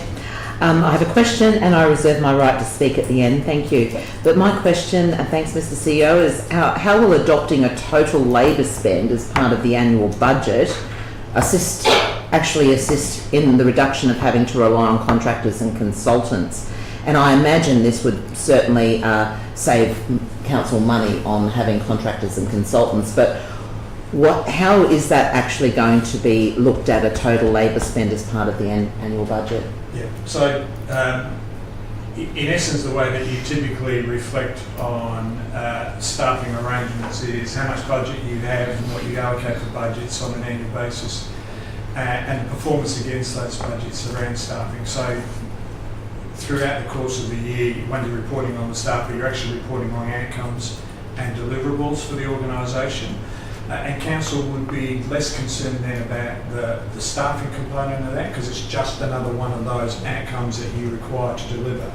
And so what council would then be really focusing on is how much budget are we spending on an annual basis against the KPIs that you want to deliver, and then the organisation has to live within that. And it doesn't mean that in fact the staffing component, and in high performing organisations this happens all the time, the staff numbers will go up and will go down depending on it. So if there's a habit, if you're an organisation that is under capacity, you hang on to everyone because you think you need them at this point in time. There's no driver for executives or even managers in this organisation to even contemplate losing staff. You just simply go, I've lost this staff because they've moved out, I'm going to replace this staff. There's no real determination about whether you grow or you actually look. What becomes a compulsory effort and becomes part of the reporting mechanism for council is every time someone leaves the organisation, the first question to be answered is, do we need the position? Second question to be answered, do we need the position in its current form? Can it be altered? Can it be changed? And that sometimes means down, reduced, or sometimes it means up. But you're not just forcing the question that when someone leaves an organisation, you automatically replace it. You're then focusing on the resource needs to meet the outcomes that council has thought that you need to achieve. And so it changes the conversation, it changes the dynamics within the organisation about what performance really looks like. And that has to be reported to councils all the way through that process. Mr Mayor, Councillor Walker. I think maybe you just answered it at the end there, through the Mayor to CEO, just about that if we remove the cap, what kind of strategies we would have in place to ensure that that there's no inefficiencies or anything like that. But you just did mention at the end that there would be reviews, and maybe it was captured also in that third point by the Mayor. Maybe is that what would be captured in those sorts of things? Yeah. Yeah, in essence, sorry through you, Mr. Mayor.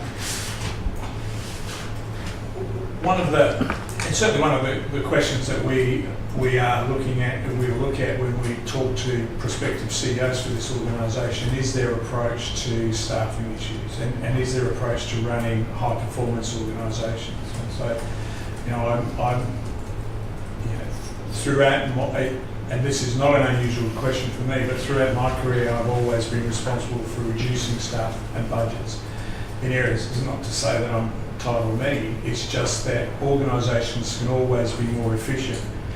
I think one of the challenges for this organisation is you've become so lean that you can no longer be efficient. That leanness is actually impacting on the way that you're delivering.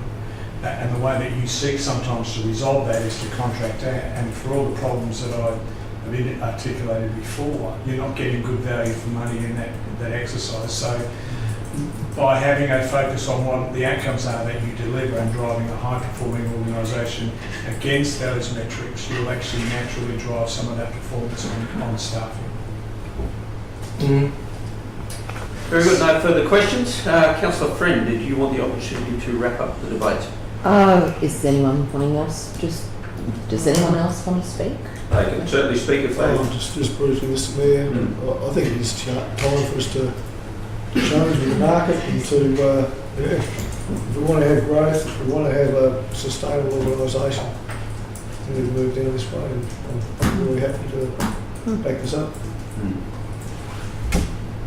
No further debating for or against? Thank you, Mr Mayor. Councillor Friend. Just have a few words, literally. So I think I can see the positives to removing this cap. It's going to be far more cost effective for council. And I can see that the possibility of a greater retention of corporate knowledge within our local government area. We'll be able to manage our ageing workforce with the transference of skills and this knowledge I've just mentioned to younger people wanting to start out within their career, and that we can have that overlap of transferring that knowledge. That's really, really important. And we also, something in the report which I really loved, will have the extra resources available to apply for more grant funding where we don't have at the moment. And this is possibly why we miss out on certain grants that are happening through the state and federal government, because we just don't have the resources to apply for them. So I can only see positives in this, Mr Mayor, and I commend this to the table. Very good. Certainly echo those thoughts. Okay, councillors, we'll put that to the vote. Those in favour? That's unanimous. Thank you, Mr CEO. Thank you, councillors. Moving on to 12.5, policy review, administrative action complaint management policy. I think we've got Paula coming to the table. Welcome, Paula. Good afternoon, councillors. And we'll take the report as read too, Paula. So the report highlights the amendments made to the policy. So there's been no change to the intent of the document. The policy has just been enhanced for clarification and to assist in a more effective decision-making process. There is a procedure that does accompany that policy, and that procedure is available on our website as well, which has also been recently reviewed and updated. Were there any questions in relation to the reviewed policy document? Just a couple through you. Thank you, Mr Mayor. And I appreciate leave the whole table with all of my questions. So page 163, it's just really an admin one. Why was the definition of CEO removed? Because we would have spelled it out in full instead of having an acronym.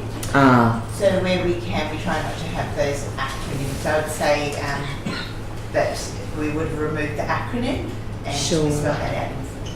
And on page 166, there was noted here, and it's been crossed out, a complainant under the Public Interest Disclosure Act 2010, and there's a little note next to it that says covered in the first dot point. So I'm not sure where the first dot point is that you're referring to. It's probably right in front of me, but I couldn't see the forest from the Okay, I'll trees. just bring that up. Sorry, what page? 166.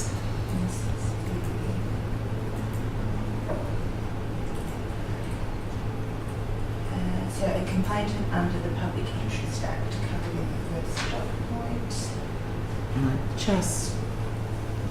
Maybe it's just straight in front of me. Thank you for helping. I couldn't Thank find you. it.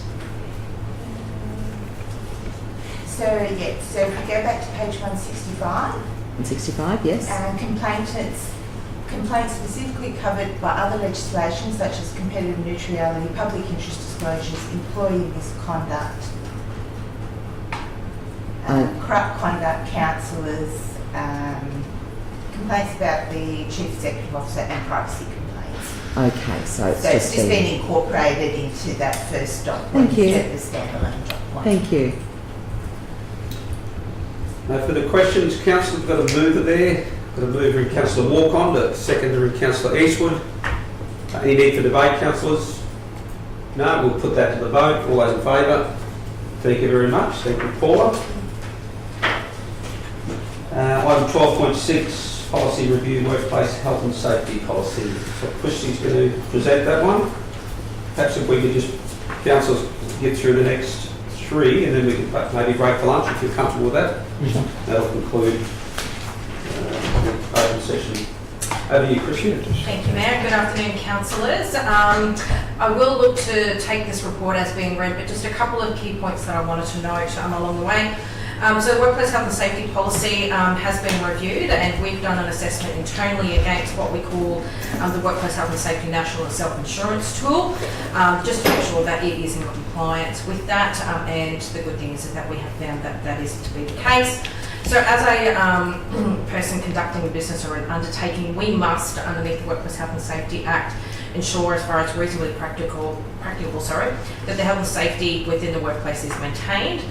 This particular policy helps to actually step out those commitments and the requirements underneath the Act for us to actually do that in order to manage the workplace health and safety of our people. So it really clearly articulates Council's commitment in terms of how we comply with this requirement, and applies to all Livingstone Shire Council employees, contractors, volunteers, including any of those people who actually come into our workplaces as well. So I present this through to the Council for consideration and adoption as for our new workplace health and safety policy. Any questions? Thank you very much. We'd like you to move her in a seconder first, if we can.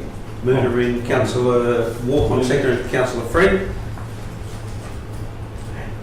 Anyone want to speak to the motion? Councillor Walcott is the mover. Thank you, computers. You're good. Anyone want to speak against? Any further speakers for? No, do you want to wrap up? No, great job. There we go, that's well wrapped up. We'll put that to the vote. All in favour? Thank you very much. Thank you very That is much. unanimous. Thank you, Chrissy. You must have said lunch.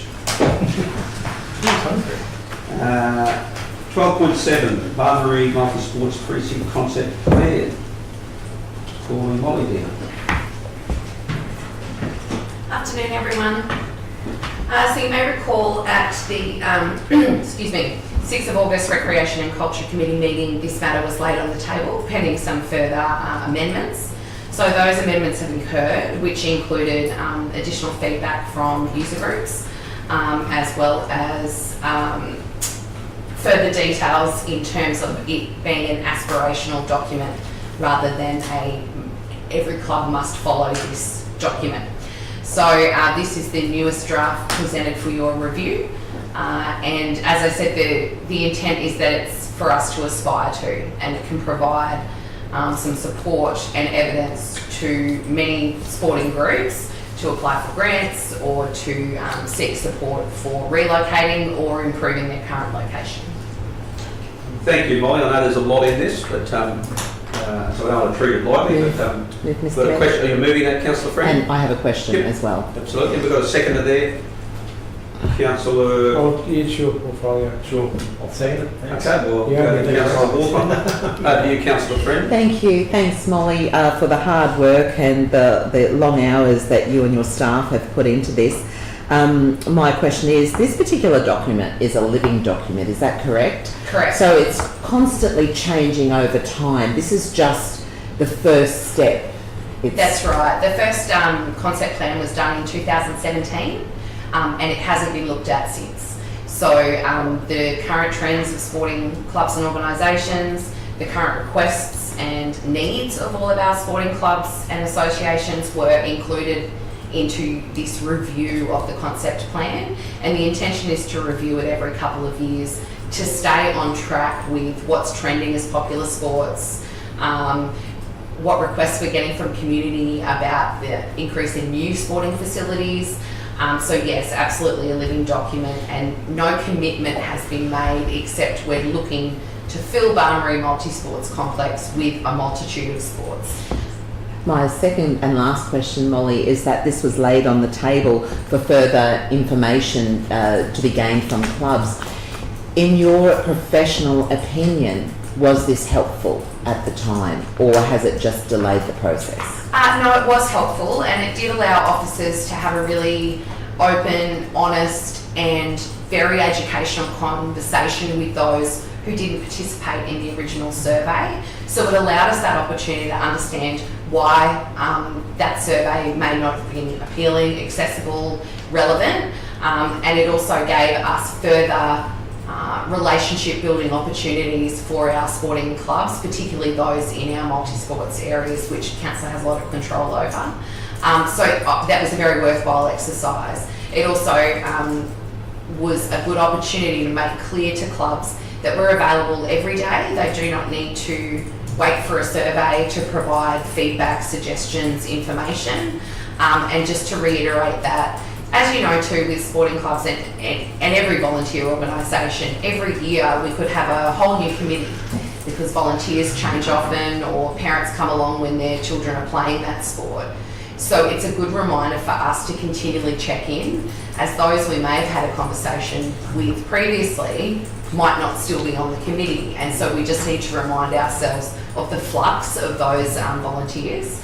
And this document helps everyone have at least a starting point for that conversation. Thank you. Very good. Any further speakers, either against or Councillor Allgood, you want to speak? Possibly before.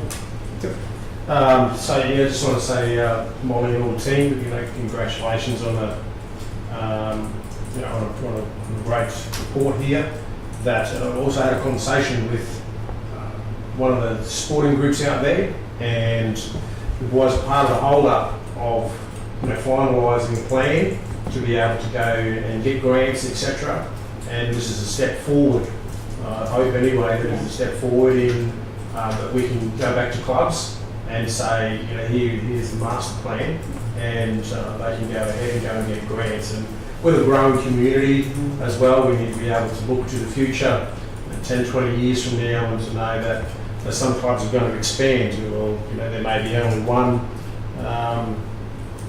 club of a certain type here, but it might expand to two. And so we need to be able to create space for that and have that in the thinking. And so this again to all the team, that's a good job. Councillor Rees, would you want to? Yeah, just briefly, Mr. Mayor, having been a portfolio holder for like 7 years prior to this last election, it's really great to see this moving ahead. And I think for me to be able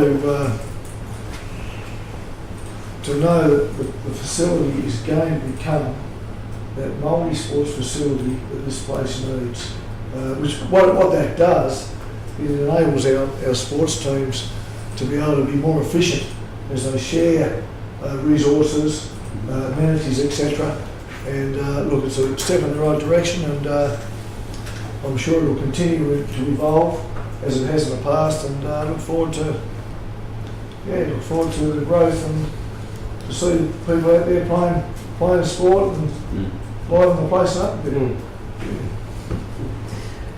Thank you. Councillor Friend, did you want to wrap up? Oh yes, thank you, Mr. Mayor. I only have about 3 pages here. I'd like to wrap up by saying I concur with Councillor Walcon and Councillor Eastwood. That's it. There we go. On that note, we will put it to the vote. Those in favour? That is unanimous. Thank you, Molly. Item 13 is Audit and Risk and Improvement Committee reports. We've got nil of those. We have any urgent business? No, we have 12.8, Mr. Mayor. I do apologise. I could smell lunch. Sorry. 12.8. One Sonia was actually on that she's got urgent business. This is good. Over to you, Sonia. Thank you, councillors. I'll be quick. As we were talking about earlier, we do have a lot of policies, and this is one that we're requesting actually is repealed. So it's a post-disaster fire hazard vegetation clearing on private property of owners with demonstrated hardship policy. This policy came about post-cyclone Marcia and with the impacts of that. Since then, when we had the bushfires, our disaster, I suppose, recovery efforts have increased more so with our partnerships with not-for-profits and SES and other groups. So when the bushfires happened, we found that the Disaster Coordination Centre was the source of, I suppose, dispersing those requests for support from the community, and that was taken up by groups like SES and other services. So this, we're asking to repeal this policy, as we believe that the efforts are coordinated well and above the need to have this anymore by our community. Okay. Yes, question, Mr. Mayor? Yep. In relation to this, may I just have a look at the resolution on the board? Sonia, did this go to committee? I can't recall it going to committee. Or has it No, because this one is not, because same as economic development, disaster coordination is actually do go to ordinary committee, they don't have their own committee. Okay. Sorry, go to ordinary council, they don't actually have sit under their own committee. All right, shall we change that, Mr Mayor, to say that the committee recommends? You are correct, that is an error. Yeah. And Sonia, were you aware, I recently attended an Australian Local Government Women's Association conference, and Ipswich City Council has implemented a similar model to this, in which community groups, sports groups, residents can all register with council to participate in community-based assistance after a disaster, and this model has been highly successful for that council. So is this along the similar model? Very similar, and look, Karen, Sandy, I must say, her team really championed building those relationships with the not-for-profit groups to actually get to the capability we had between Cyclone Marsha and the 2019 bushfires. There was a lot of work done, as you say, in getting to know who's who on the ground and who can support, who can help in what way. It's not just about vegetation clearing, it's about a raft of other matters. So, sure. Yeah, and support. So, yeah, and that they're detailed in the report. Thank you. Very good, Sonia. So we had a move in that one. That was Councillor Friend moved and seconded Councillor Watson. Would you like to speak to the motion there? Any other councillors want to speak? If not, there's no wrapping up. We'll go straight to the vote. Those in favour? That concludes that. Thank you, councillors. That takes us on to 14 urgent business or questions that may be relevant. There's a shaking of the head, so that concludes the open agenda of our meetings today. We shall have a procedural motion to adjourn for lunch. Andrea, Councillor Friend has moved that. Those in favour?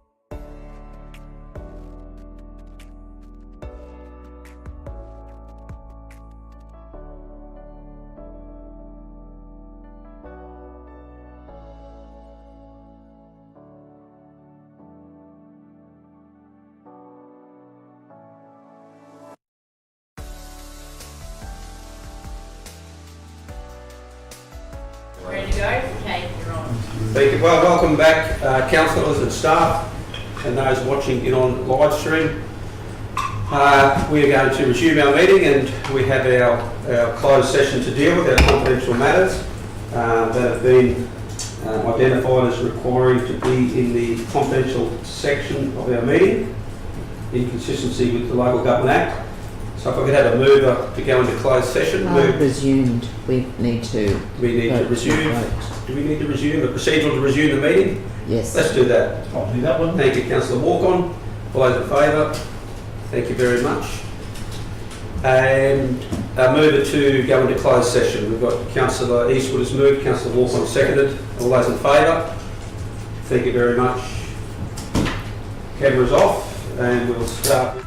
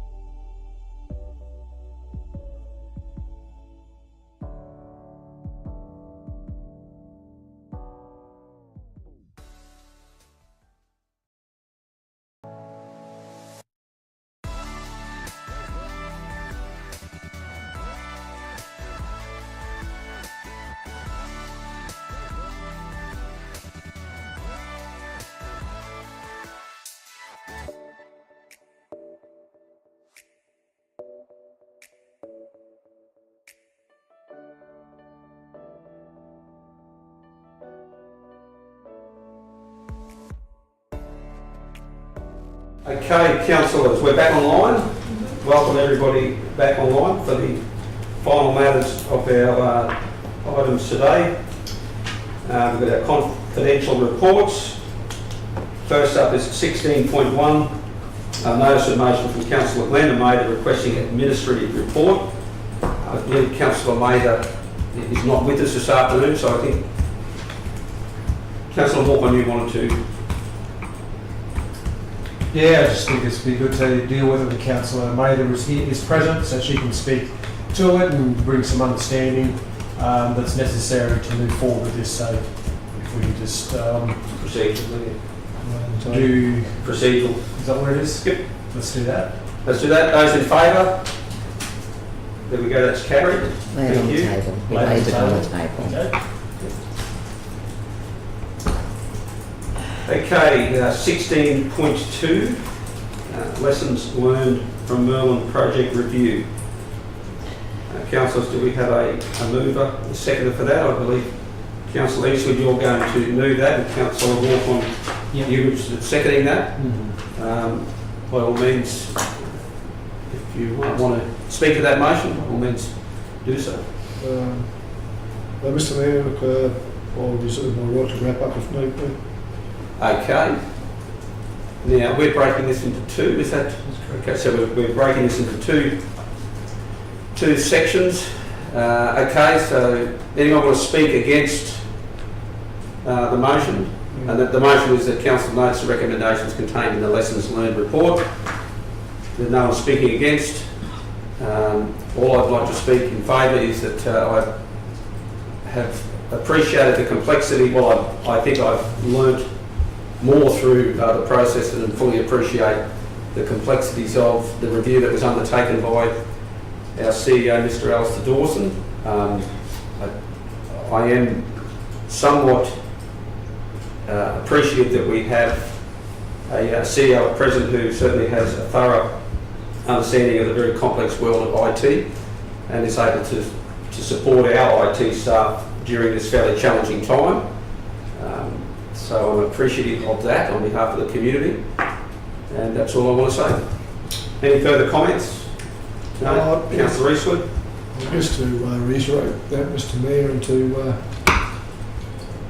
the CEO had quite a small amount of time. He made a promise early on that he would do a bit of a review, and look, it wasn't just a little review, it was very in-depth and very enlightening. So thanks, Mr CEO. Yeah, I'm very happy to endorse this. Okay, we'll go to the vote. All those in favour? That is unanimous. The second part of this particular item, we have that there, that council resolves to apply an exception to Gartner Australasia Proprietary Limited as a strategic advisor to oversee the future IT department development, the building of a comprehensive roadmap for IT business across council, and the learning support to build experience and knowledge within the IT function of council under sections 235B of the Local Government Regulation 2012. Due to the specialised understanding of the services that are sought, it would be impractical or disadvantageous to invite quotes, as council will be assessing the Queensland State purchasing agreements with those numbers there. So councillors, do we have a mover for this particular one? We've got a mover, Councillor Walcon. Do we have a seconder? Seconder, Councillor Eastwood. Would you like to speak to that motion, Councillor Walcon? Yeah, just know that it's an important time to be able to move forward in this plan and taking the advice of our staff regarding Gartner and seeking their services to be able to support our IT and to train them up in that way. I think it'll be a great sort of plan forward to in this space. Thank you. Anyone speaking against? Yes, thank you, Mr Mayor. I'll speak against this. I'm not against this particular company. I don't know this particular company, but I am against the process of not, I find it inequitable not to invite quotes through the Queensland State purchasing arrangement that we have for ICT research services, and this is the only reason why I'm voting against this, because I felt it be far more fair and equitable to invite quotes. Thank you, Councillor Friend. Anyone speaking for the motion?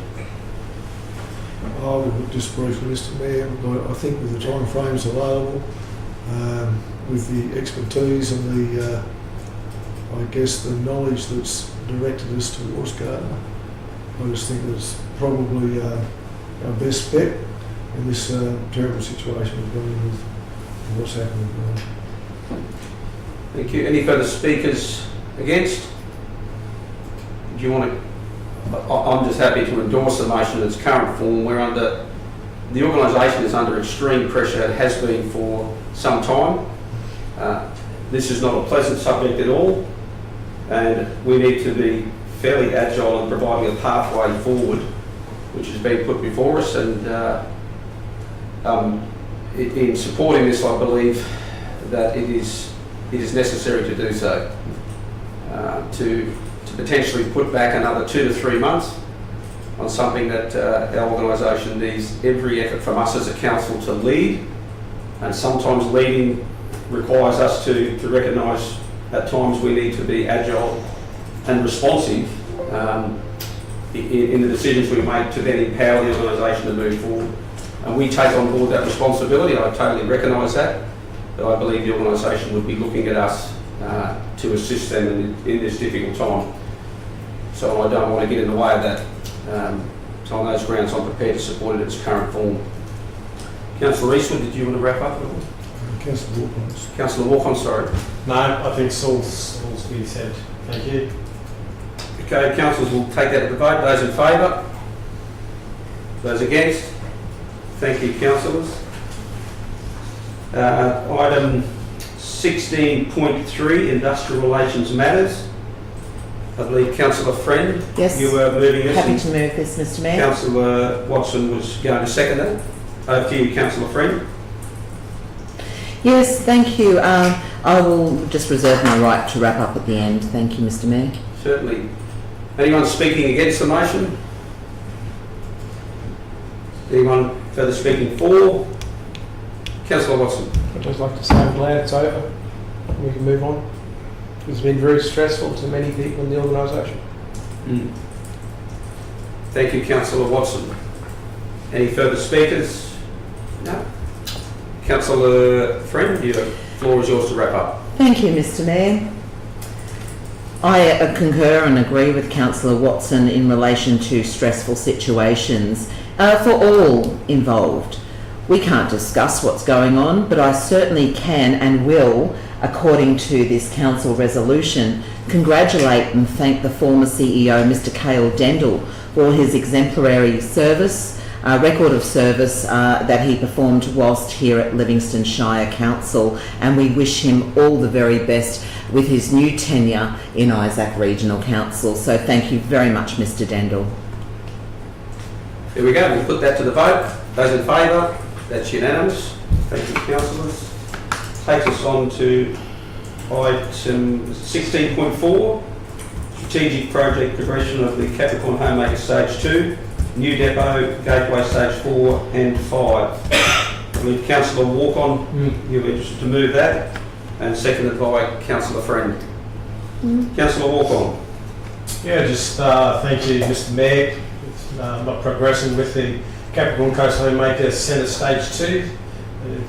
Poses some risk, stalling our economic momentum, limiting retail and commercial growth, and missing opportunities to attract some new businesses and jobs to the region. And so I think it's a great step forward for the future of Livingstone and for our business owners and for our community.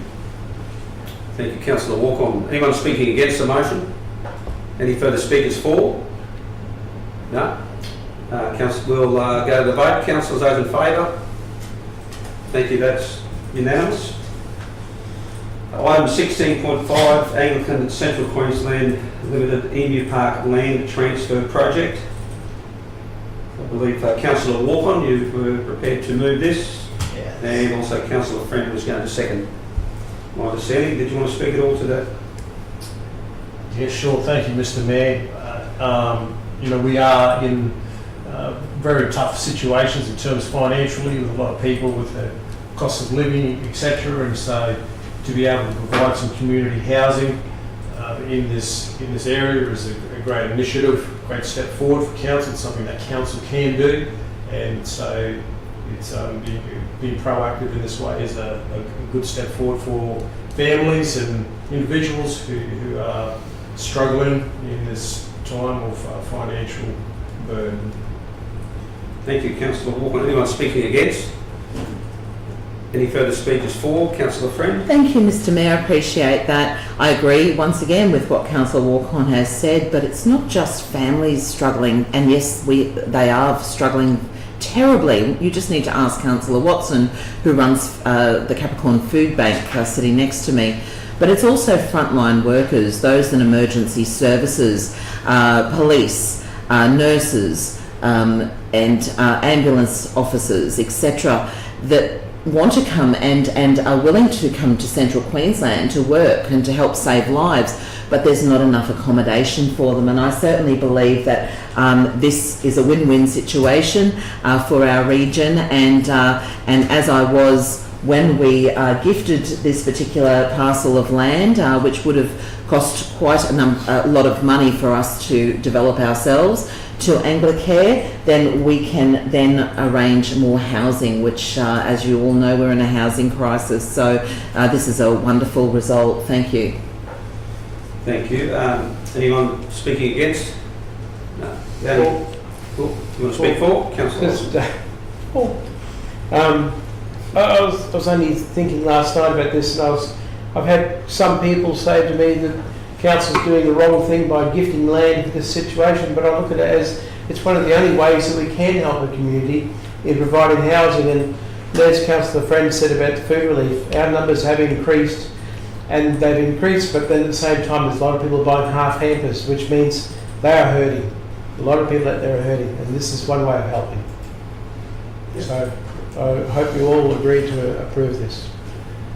Any further speakers? I'd just like to add that whilst my preference was to enter into lease arrangements, and I still maintain that position, I am very supportive of this motion, and that is also making sure that we recognise that we are the decision makers in this process into the future when the material change of use is concluded, and it's important for us to remember that we are to remain impartial and separate this decision from projecting either our support or not support in the future when that decision comes before us.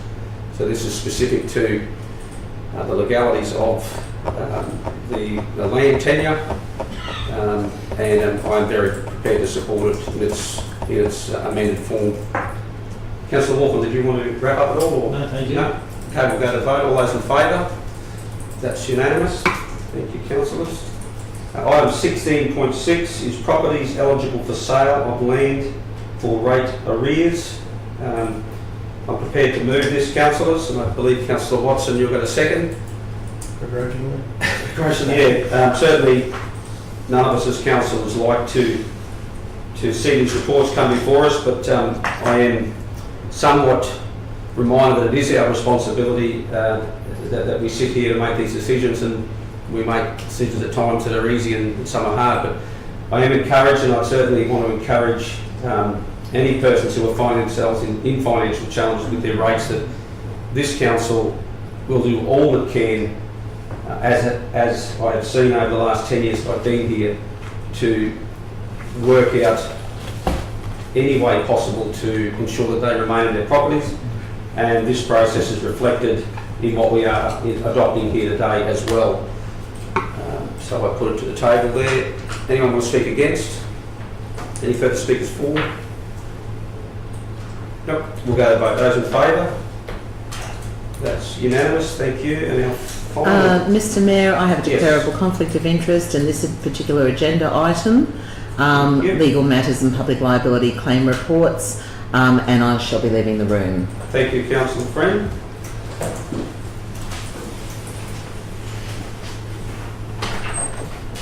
Okay. Councillors, I believe we have a mover in Councillor Eastwood